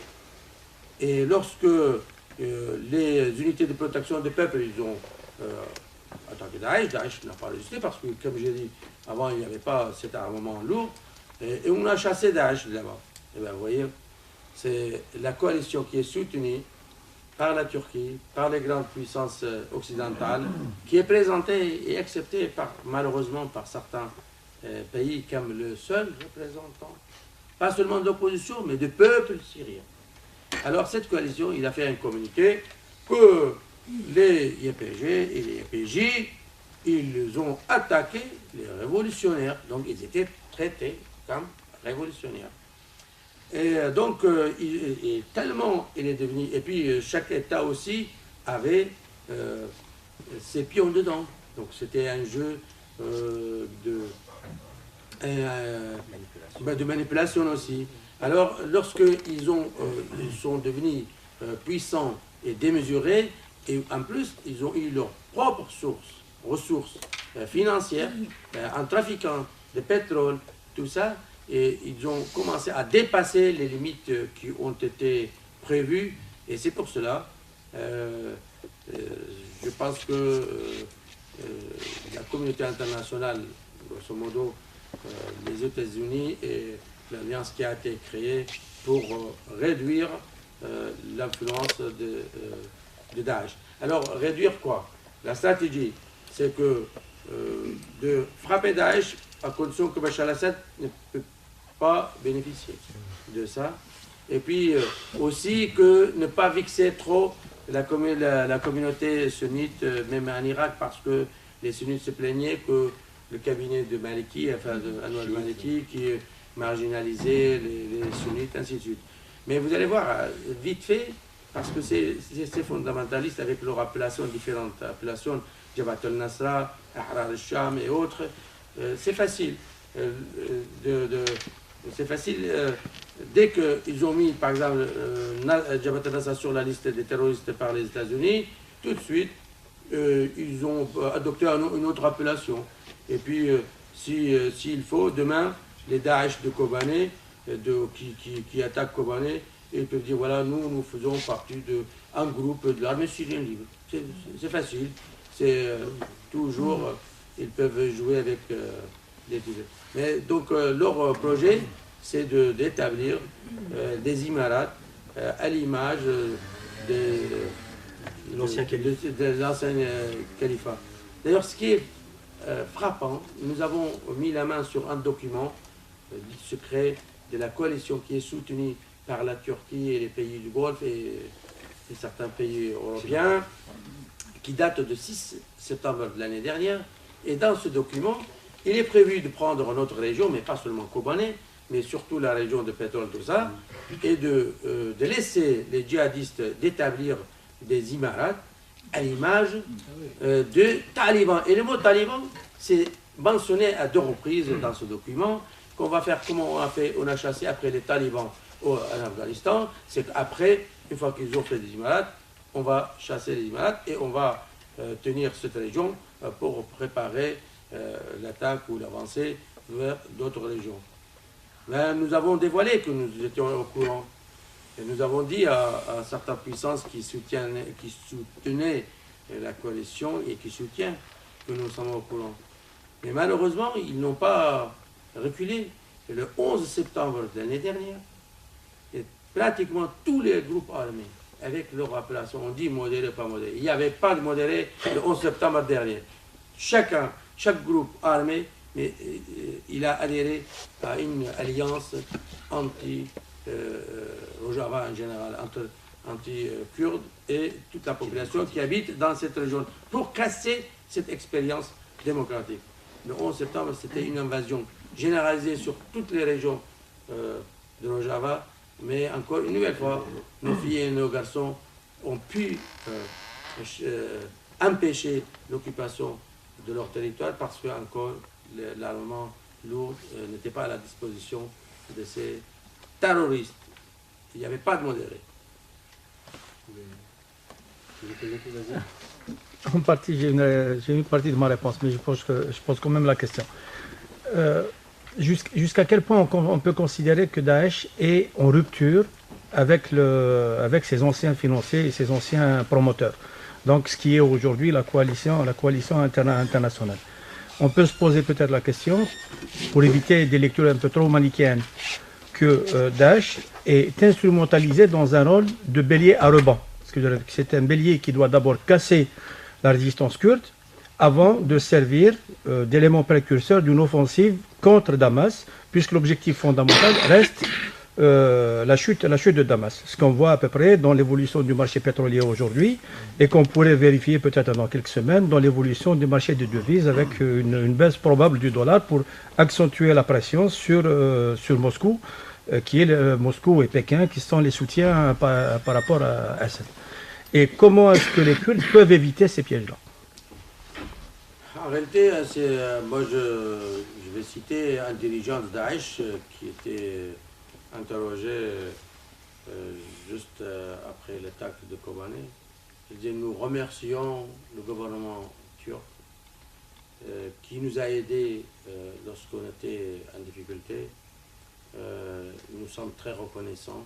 Actuellement, nous avons un autofinancement, mais cet autofinancement a besoin d'un marketing, d'un marché. Certainement, il y a des complices, des services des grandes puissances.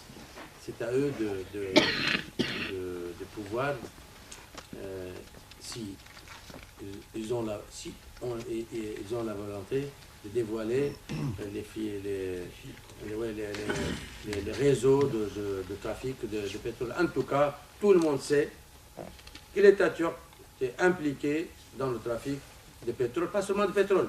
Dans un autre document, dit secret, un procès verbal de cette coalition, le département politique de la coalition date du mois de juillet de l'année dernière, on remarque bien, il dit, Jabhat al-Nusra, déjà, elle était sur la liste des terroristes.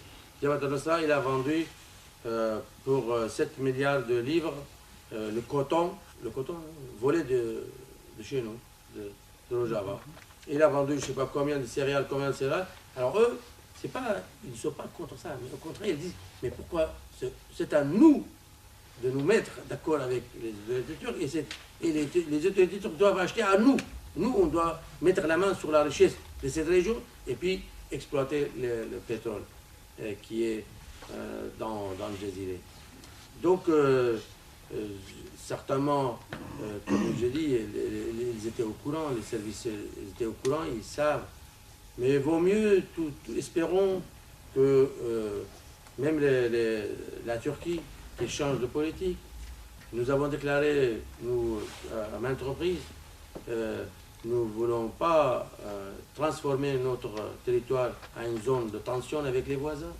Tout ce que nous espérons, c'est de respecter notre volonté et d'arrêter l'ingérence dans nos affaires.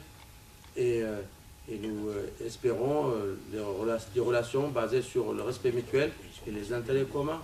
C'est dans l'intérêt de la Turquie, parce que celui qui joue avec le feu, finalement, il va finir par se faire brûler les doigts. Et je ne pense pas que s'il continue dans cette politique, c'est dans l'intérêt des peuples de l'État turc. Par rapport à Daesh, il y a quand même quelque chose d'inquiétant. Ils se sont autoproclamés donc État islamique, mais par exemple en Kurdistan irakien, j'avais fait un tour dans ça s'appelait, c'était pas Tal Abyad, c'était Tal quelque chose d'autre, enfin, la fleur. Comment on dit fleur en arabe, c'est Noir. Voilà, Talward. Talward, c'était la colline aux fleurs, ça s'appelle, et c'est c'est une petite colline qui est sur le, enfin, c'est pas très loin du Tigre. Puis il y a un pont qui vraiment sépare de 50 mètres Daesh des Peshmerga. Bon, et donc ça c'était à la mi-août. Et depuis un mois déjà, les mecs, ils étaient l'un en face de l'autre comme ça, là, à se regarder en chien de faïence, et il se passe rien.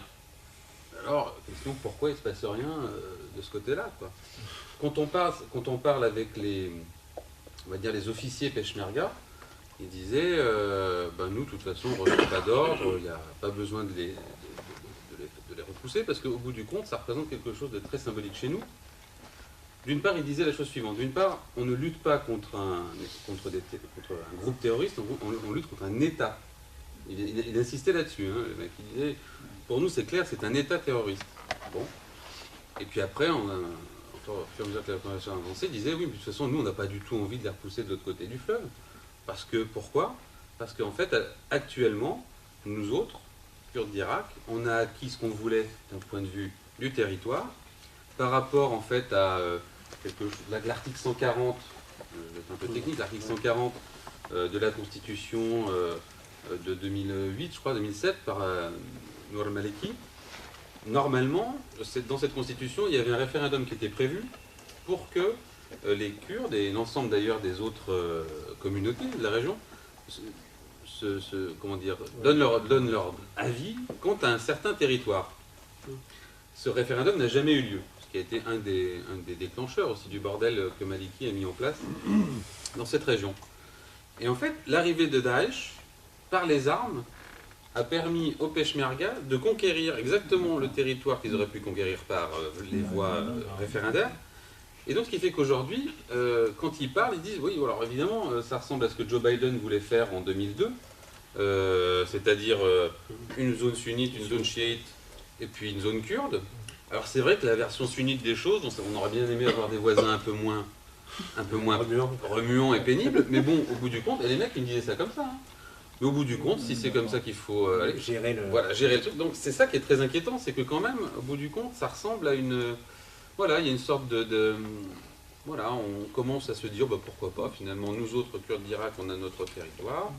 Il y a les sunnites, là, c'est l'État islamique qui représente les sunnites, qui ont leur territoire. Les chiites auront leur territoire à Bagdad. Bon, on va rester comme ça pour l'instant. Et ça, c'est quand même très inquiétant parce que ça signifie qu'il y a comme une acceptation quand même de la place de Daesh sur place. Après, on a des témoignages des services de sécurité américains et autres d'ailleurs qui racontent comment ces zones-là sont gérées, puisque ça fait quand même un bout de temps qu'ils ont récupéré les territoires là, Daesh depuis plusieurs mois. Et évidemment, qu'est-ce qui se passe? C'est qu'ils réussissent à se mettre les gens dans la poche, quoi. C'est-à-dire que tout ce qui ne fonctionnait pas avant sous Maliki se remet à fonctionner. Parce qu'en fait, c'est ça qui est très dangereux. Non seulement ils sont très forts d'un point de vue militaire, mais en plus, c'est qu'ils réussissent à savoir administrer une ville, par exemple, ou une région. Il y a des hôpitaux qui refonctionnent. Ça, c'est la CIA qui a envoyé les trucs. Il y a des hôpitaux qui refonctionnent. Il y a des écoles qui ne fonctionnaient plus depuis des années qui ont à fonctionner. Donc, c'est là où on voit il y a un petit côté frère musulman dans la manière de fonctionner, qui est quand même très inquiétante et qui fait qu'ils s'installent. Et surtout, ils s'installent non seulement par rapport aux populations qu'ils effraient et en même temps qu'ils... Voilà, c'est la carotte et le bâton, quoi, c'est le principe. Mais le problème, c'est que, enfin, moi, ce qui m'avait beaucoup inquiété quand j'entendais parler les Kurdes côté irakien, c'est que, finalement, étant donné quand même que les chiites, c'était quand même l'horreur quand on était sous leur pouvoir, là, au moins, on réussit à accaparer ce qu'on veut au point de vue territoire. Notre autonomie, à la limite, on pourra la... Donc ça, c'est dangereux parce qu'il y a, d'une certaine manière, l'État islamique commence à exister en tant que tel. Voilà. Ça, je voulais bien préciser. Oui, moi, c'était par rapport, un petit peu pour rebondir sur ce que tu viens de dire, parce que j'ai lu dans pas mal d'articles que lorsque le parti de Saddam Hussein a été explosé par les Américains au moment de leur intervention, ils ont donc viré toute organisation du pays, puisque... C'est le Baas. Le Baas, voilà, merci, j'ai la mémoire qui fonctionne mal en ce moment. Donc, et j'ai lu que beaucoup de ces cadres du Baas se sont retrouvés à travailler avec l'État islamique et à former une espèce de structure à ce mouvement. Et c'est peut-être par rapport à ça, j'imagine, qu'il y a cette réaction des Kurdes irakiens, puisque en phase 2, ils ont l'impression qu'il y a aussi une structure connue, qui était celle du Baas. Oui, c'est ce que je vous ai dit tout à l'heure. Moi, je précisais sur l'aspect militaire parce que c'est ce qu'il y a de plus connu. Mais effectivement, si ça fonctionne d'un point de vue administratif, c'est très probablement pour les mêmes raisons. C'est-à-dire que les officiers de Saddam qui étaient au chômage, qui n'avaient rien à faire, voilà, ils étaient totalement sans ressources, pas grand-chose sous Maliki. Et bien là, d'un coup, on retrouvait de quoi se refaire une santé. Et je pense que d'un point de vue administratif, c'est très probable qu'il y ait les mêmes causes et les mêmes effets. Et ça, je peux pas le... Ramzi, là. Oui. Moi, je voulais intervenir sur la symbolique pas de la résistance, l'entrée en guerre des Kurdes contre Daesh. Ce n'est plus de la résistance. C'est une guerre. Bon, je comprends qu'ils ne peuvent pas, peut-être, l'exprimer ainsi, stratégiquement, mais c'est une symbolique ils sont là en guerre contre le plan de répartition des territoires. Et ça, je me renvoie moi-même au projet Bush de démocratisation du Moyen-Orient et de la Méditerranée. Pour justifier cela, je reviens sur Daesh et l'arc géographique où se situe Daesh. Il part du Liban aujourd'hui, avec les incidents qui ont lieu actuellement, et même à Tripoli, et en passant par la Syrie, ainsi de suite, et en allant jusqu'en Afrique du Nord, puisque pas mal de composantes, Algérie, Tunisie, Libye, au Mali, au Niger maintenant, se rallient à Daesh et créent l'entité, l'Imara de Daesh. Et c'est une guerre ouverte, ce n'est plus de la résistance, c'est une guerre contre un État ou un émirat, ou on l'appellera comme on voudra, fasciste, riche, exposé à toutes les manipulations, mais jouant lui-même des manipulations. Aujourd'hui, les Kurdes se retrouvent, non, je dis bien, là je reviens aux Kurdes, se retrouvent en situation de guerre et attirent l'attention, et c'est encore peu pour nous en Europe et ailleurs, en termes de sensibilisation, attirent l'attention sur ce phénomène-là, la situation. On n'est pas en comment régler la situation syrienne.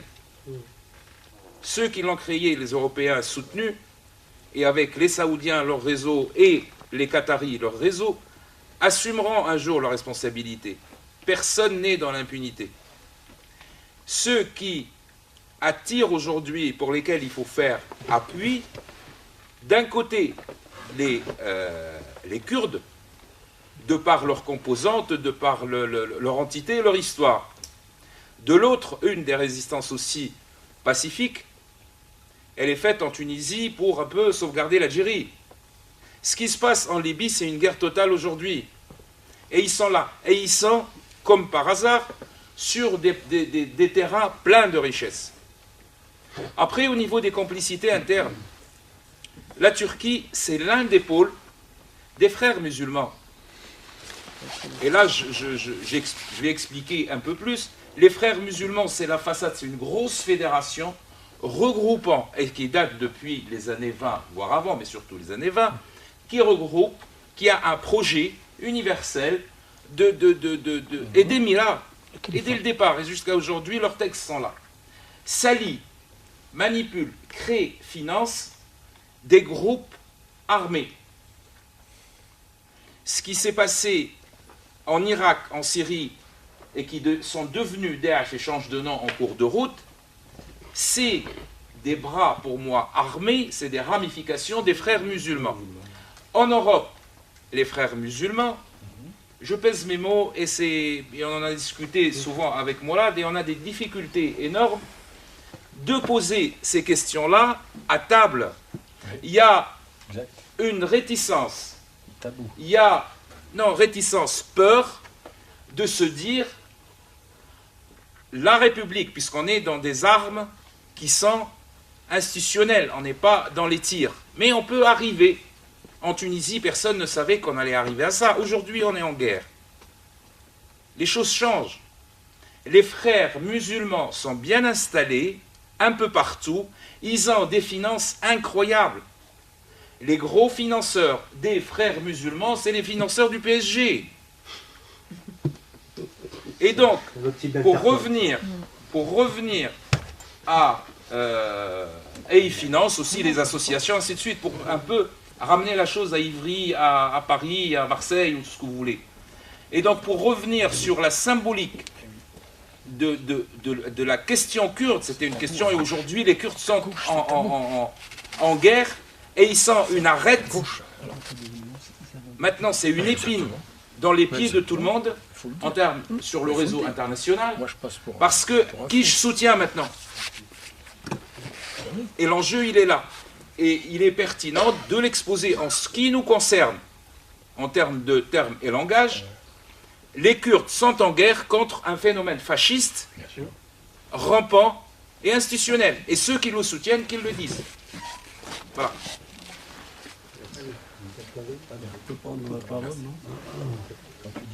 J'ai pas le droit de parler, moi. Moi, il va bientôt à 10h. Moi, ce que je voulais peut-être que... Vous êtes privé de véritables informations. Vous jouez dans les détails. Vous jouez dans les détails. Vous savez que vous insistez sur le rôle de la Turquie dans l'armée islamique. Il faut savoir qu'il y avait une triple entente, l'Arabie Saoudite, le Koweït et la Turquie, pour faire un corridor de population arabe sur la frontière kurde et de chasser les Kurdes en bas ou de les isoler, si vous voulez, c'est ce qu'ils veulent.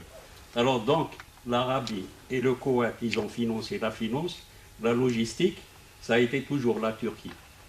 S'il y a l'armée islamique du Levant, et les pays, si vous voulez, les pays, il faut comprendre tous les pays. Le Liban, il faut qu'il tombe, la Jordanie, la Syrie, l'Irak, et à ce moment-là, pourquoi dans l'armée islamique du salut, il ne manquait pas de volontaires sur place? Pourquoi ils recrutaient l'international du monde entier, de la France, de l'Afrique, de partout? Parce qu'un jour, ils vont entraîner ces hommes, ils vont colporter, si vous voulez, leur modèle ailleurs. C'est ça qu'il faut comprendre. C'est que c'est un modèle qui... Moi, quand j'ai vu l'Indonésie, les femmes, ils n'étaient jamais voilées, et maintenant, même les petites filles, ils les voient. Vous voyez, ils recrutent même, qu'est-ce que je voulais dire, en Chine. En Chine, on recrute. En Russie, on recrute. Alors donc, par conséquent, si vous voulez, ça, ils préparent le terrain pour toute la planète. Mais la stratégie, il faut que... Moi, j'ai accédé, si vous voulez, au Conseil restreint des stratégies globales, c'est régi par des puissances occultes. Ça, ceux qui se battent, un jour, ils vont les foutre à la porte. L'armée islamique, un jour, ils vont la balayer, une fois qu'ils ont atteint leur objectif. Ils vont la balayer. Mais pour l'instant, ce qui compte à la fin, c'est de désintégrer les pays. Vous avez vu qu'ils ont désintégré l'Afghanistan, la Libye est désintégrée, et d'autres pays, et ce sera simplement, si vous voulez, des tribus, des communautés qui se battent contre elles. La Somalie également. La Somalie également. Les questions, juste pour finir, puisqu'on est l'heure avance. Juste une petite remarque. Les derniers éléments sur ce phénomène global, c'est le budget que vient de contracter l'Arabie Saoudite, la France avec l'Arabie Saoudite pour armer l'armée du Liban. Et il n'échappe à personne que c'est une façon de réduire le poids du Hezbollah. Donc c'est une guerre avec des ramifications qui sont multiples et qui ne sont pas réductibles juste à la question.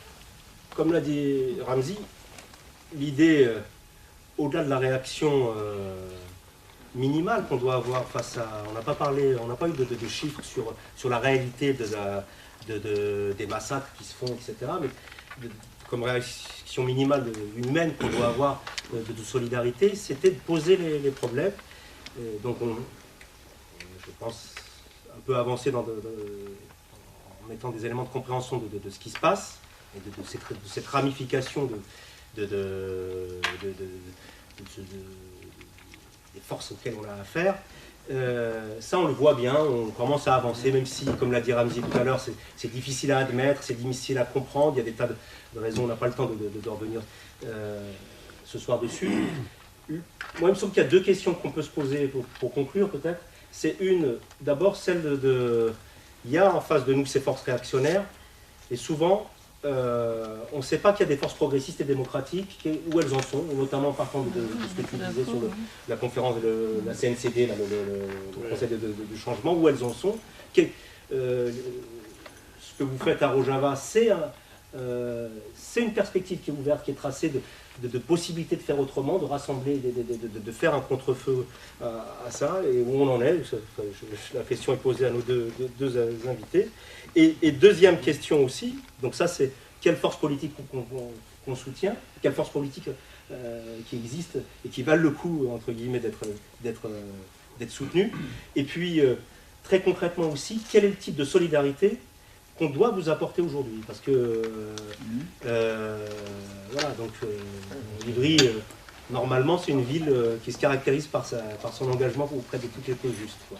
Et donc, c'est l'occasion jamais de développer la chose. Premièrement, la première question, c'était quelle force politique en Syrie qui peut faire émerger une alternative démocratique. En réalité, sous toutes les dictatures, les mouvements politiques ne sont pas assez structurés. Le mouvement démocratique en général en Syrie, malheureusement, il était affaibli. Pourquoi? Parce qu'il y avait deux grands courants, le pan-islamisme ou pan-arabisme. Et la légitimité des frontières était mise en cause pratiquement par tous les courants d'idées en Syrie. Et lorsque on ne pense pas à une patrie ou un État, on ne reconnaît pas la légitimité de ces frontières, et donc la cohésion nationale est très affaiblie et fragilisée. Parce que si l'arabe dit, en tout cas, l'État syrien, c'est passager. C'est une entité passagère parce que c'est devant l'unité des pays arabes. Dans le discours, c'était toujours ça. Et puis, la Syrie ne pèse rien du tout. Combien de fois l'idéologue des frères musulmans disait que l'identité de la Syrie, c'est une expression pour dire, C'est une création. voilà, c'est rien du tout. Donc pour eux, c'est l'Umma. Ça dépasse. Ça dépasse. La grande communauté des musulmans. Exactement. Donc lorsqu'il n'y a pas reconnaissance de cette entité de pays, donc il n'y a pas aussi le sens de citoyenneté et disons, pas de reconnaissance des membres de cette entité politique à pied d'égalité avec les autres. Par exemple, un islamiste, il va préférer un islamiste d'Indonésie à son voisin chrétien. Ou bien un pan-arabe, il va préférer un arabe de la Somalie à un arménien ou un kurde voisin. Donc c'est pour cela qu'il y a plus de ce sentiment, on va dire, patriotique, pour ne pas dire nationaliste. Et ça, ça fragilisait même au niveau politique, au niveau de la collaboration. Il y a, comme j'ai dit, le comité de coordination nationale pour le changement démocratique qui regroupe les forces de progrès, tout ça. Mais je dis honnêtement, malheureusement, c'est affaibli par d'autres phénomènes aussi. Parce que maintenant, la crise syrienne devient une affaire régionale et internationale. Beaucoup de cartes échappent au régime. Le régime, lui, dépend de ses alliés, de l'Iran, de la Russie, d'autres, enfin, des alliés. Et puis, l'opposition syrienne aussi, dans toutes ses formations, il ne compte pas grand-chose. Soit affaibli, aucun soutien, pour l'opposition de l'intérieur, je parle des démocrates, tout ça, et de l'extérieur, malheureusement, une grande majorité, je ne dis pas tous, et ils ont accepté de jouer le rôle des marionnettes ou de devenir des salariés chez des grandes puissances. Et c'est pour cela qu'on voit la même personne, ils changent de camp d'un à l'autre du jour au lendemain. Et en plus, pour l'armée syrienne libre comme force, pour les présenter comme une force, en réalité, c'est même ces généraux. Avant de quitter le pouvoir, ils étaient où? Ben, ils faisaient partie de l'appareil de la répression et de la corruption. Et en changeant de fusil d'un épaule à l'autre, on ne va pas devenir démocrate. Vous voyez? Donc c'est vraiment très compliqué. Et Daesh, il a bien compris le jeu. La fragilité de la société irakienne a fait que une ville comme Mossoul, protégée par 4 divisions de l'armée régulière, n'a pas pu résister. C'est que vraiment, c'était très fragile et la conjoncture était facile pour l'attaquer. Et puis, pour dire la solidarité, les forces de progrès au niveau international, et je pense qu'il s'est manifesté au niveau de l'opinion publique. Je dis aussi, comme tout à l'heure, j'ai parlé même de la presse, et c'est pour cela, avant, c'était le PAD, et même cette expérience, c'était exclu. Je donne un exemple. Le représentant, allez, je vais donner le nom aussi, si vous voulez.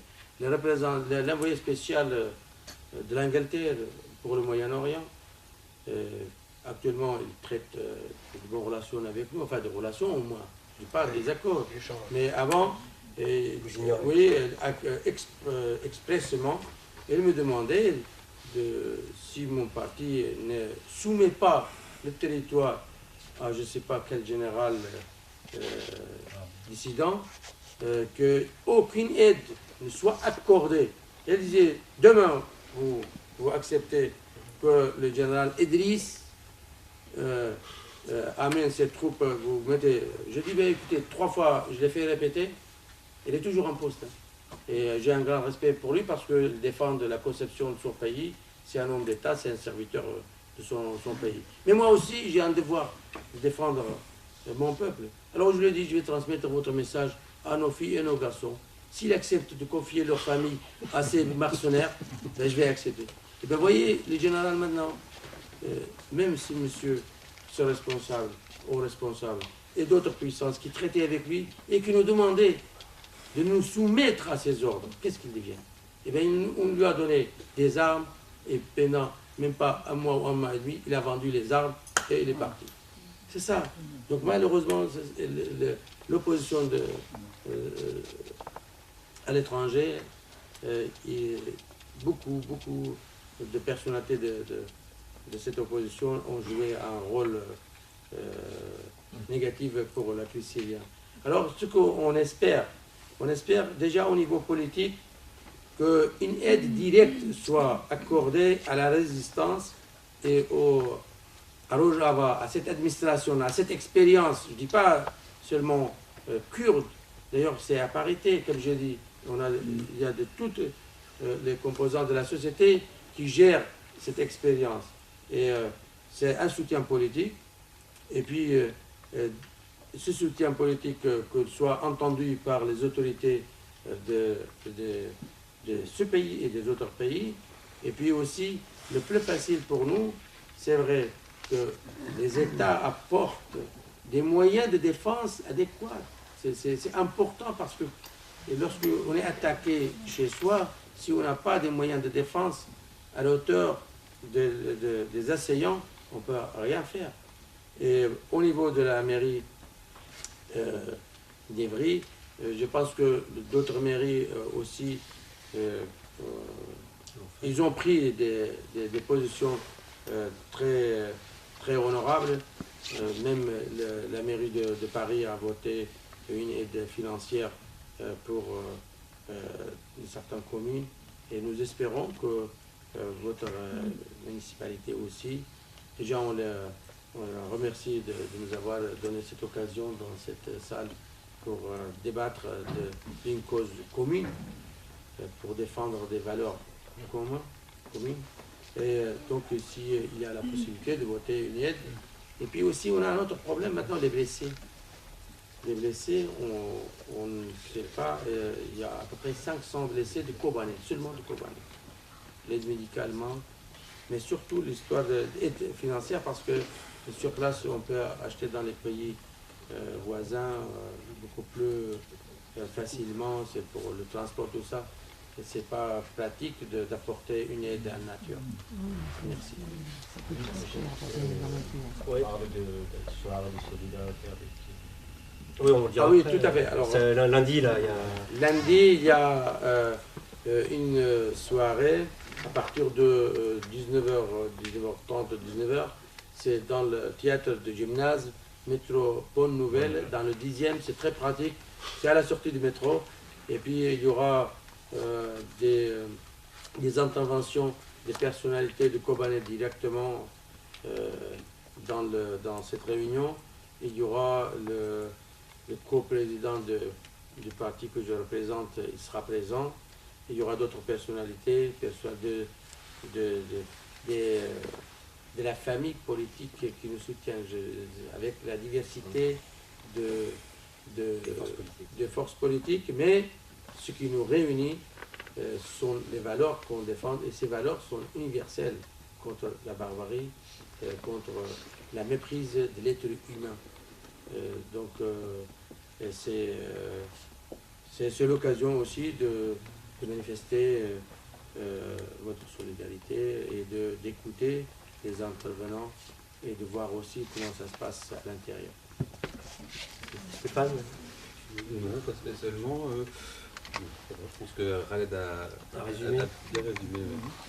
Bah, Si, une petite réflexion. Ah, quand même, tu vois. Non, c'était pour rebondir sur ce que disait monsieur là-bas, Ramzi, sur ça serait bien qu'on se mette qu'on dise qu'on défende véritablement le peuple kurde. C'est vrai qu'il y a un problème actuellement par rapport à ça. Et puis bon, bah, quand même, on sent bien que la communauté internationale en général a un petit problème, parce que les gens là qu'on doit défendre, qui sont des Kurdes, là en Turquie, en Syrie, ça s'appelle le PKK, ça s'appelle le PYD, ça s'appelle des gens qui ont des valeurs un peu marxistes. Et ça pose problème en réalité. Parce que c'est ça aussi qui pose problème. C'est que ça les emmerde de voir des gens qui commencent à avoir des idées démocratiques en ayant une tradition qui n'est pas forcément celle que les fameuses, les soi-disant démocraties occidentales mettent en avant. Donc, d'un côté, on a les fascismes, parce que moi j'estime que l'État turc actuellement se comporte comme un État fasciste vis-à-vis de l'État islamique. Enfin, cette espèce de chose effectivement est fascisante aussi, enfin même pire. Et puis la grande dite communauté internationale avec la France, les États-Unis, soi-disant, ils ont un problème, oui, ils ont un problème aussi avec ça, parce que défendre les Kurdes aujourd'hui, ça veut dire faire ressortir de la boîte de Pandore certaines idées qui n'étaient plus forcément voilà, au bout du jour. Et ça se sent vraiment quand même. Comme la non-intervention d'Espagne. Exactement, moi je compare beaucoup ça à 36. Erdogan. Voilà, Erdogan, moi ça ressemble intervention, énormément à ce qui s'est passé en Espagne en 36. Le 31 octobre. Non, il doit venir Erdogan là, à Paris rencontrer Hollande. Ah bon? Ah oui, ils se rencontrent. Il est venu. Il doit venir bientôt. Or, moi, je suis très étonné, parce que tout à l'heure on parlait de la presse. Ça quand même. Alors je suis très étonné d'entendre que notre ami journaliste était là-bas en août et en septembre. Parce que moi je suis abonné à l'UMA depuis 40 ans. Ça a été dur quand même. Ça a été dur. Il a fallu écrire toutes les semaines en disant alors, on se réveille ou quoi? Parce qu'on nous filait des doubles pages pour nous expliquer la géopolitique, Bush, l'impérialisme, etc. Mais de solidarité, tout ça, c'est très récent. Très récent. Moi, je Je ne parle pas de toi. J'ai mon collègue Pierre Barbancet qui est encore là-bas. Oui, je sais, j'ai lu, j'ai lu. Financé par lui. Je crois que ça part d'un bon sentiment. Juste pour conclure. Moi, je me rappelle, quand il y avait le problème du fascisme au Chili, on allait devant l'ambassade chilienne. Quand il y avait Steve Biko qui se faisait défenestrer du 4e étage à Johannesburg, on allait devant l'ambassade d'Afrique du Sud. Aujourd'hui, l'ambassade turque, ils rigolent. Ils se fendent la gueule. Ils se fendent vraiment la gueule. Tu as tout à fait, de mon point de vue, tu as tout à fait raison. Il faut qu'on monte encore d'un cran. Ça a avancé au niveau de la solidarité. Et je crois qu'il y a toutes les causes de solidarité avec les peuples en lutte se valent et se complètent. Hein. Je veux dire, quand on défend la Palestine, on défend aussi le Kurdistan. C'est le même lutte. Je vous invite par exemple à lire la dernière déclaration du Front populaire de libération de la Palestine, qui est le FPLP, qui est une des composantes, on va dire, bien à gauche de la résistance palestinienne, qui, dans cette déclaration, elle montre bien, qui est en solidarité avec Kobané, elle montre bien le lien de toutes ces luttes-là. Et donc, il faut vraiment poursuivre dans ce sens-là. Et en tout cas, nous, moi en tant qu'élu, ce que je vais essayer de faire, bon, c'est un peu pour aussi un peu forcer la main à tout le monde, là, que dans notre ville qui est habituée à exprimer sa solidarité avec force, hein, tu as cité l'Afrique du Sud, la Palestine, qu'on fasse la même chose qu'on réponde, qu'on ne reste pas insensible à l'appel que vient nous faire Khaled. Donc voilà, donc ça il faut qu'on continue, peut-être qu'on trouve, il y aura malheureusement à mon avis, vu les développements qu'il va y avoir, d'autres occasions à Ivry et ailleurs d'exprimer la solidarité avec ce combat qui nous concerne. Et pour finir aussi, malgré ce que tu dis sur les retards de l'UMA, je vous invite quand même, je crois qu'ils sont très relatifs, et je vous invite vraiment sincèrement je pense que je suis une grande partie de convaincus à soutenir l'UMA, parce qu'aujourd'hui, c'est dans ce combat-là et dans bien d'autres, le seul outil qu'on ait. Et puis on va boire un coup.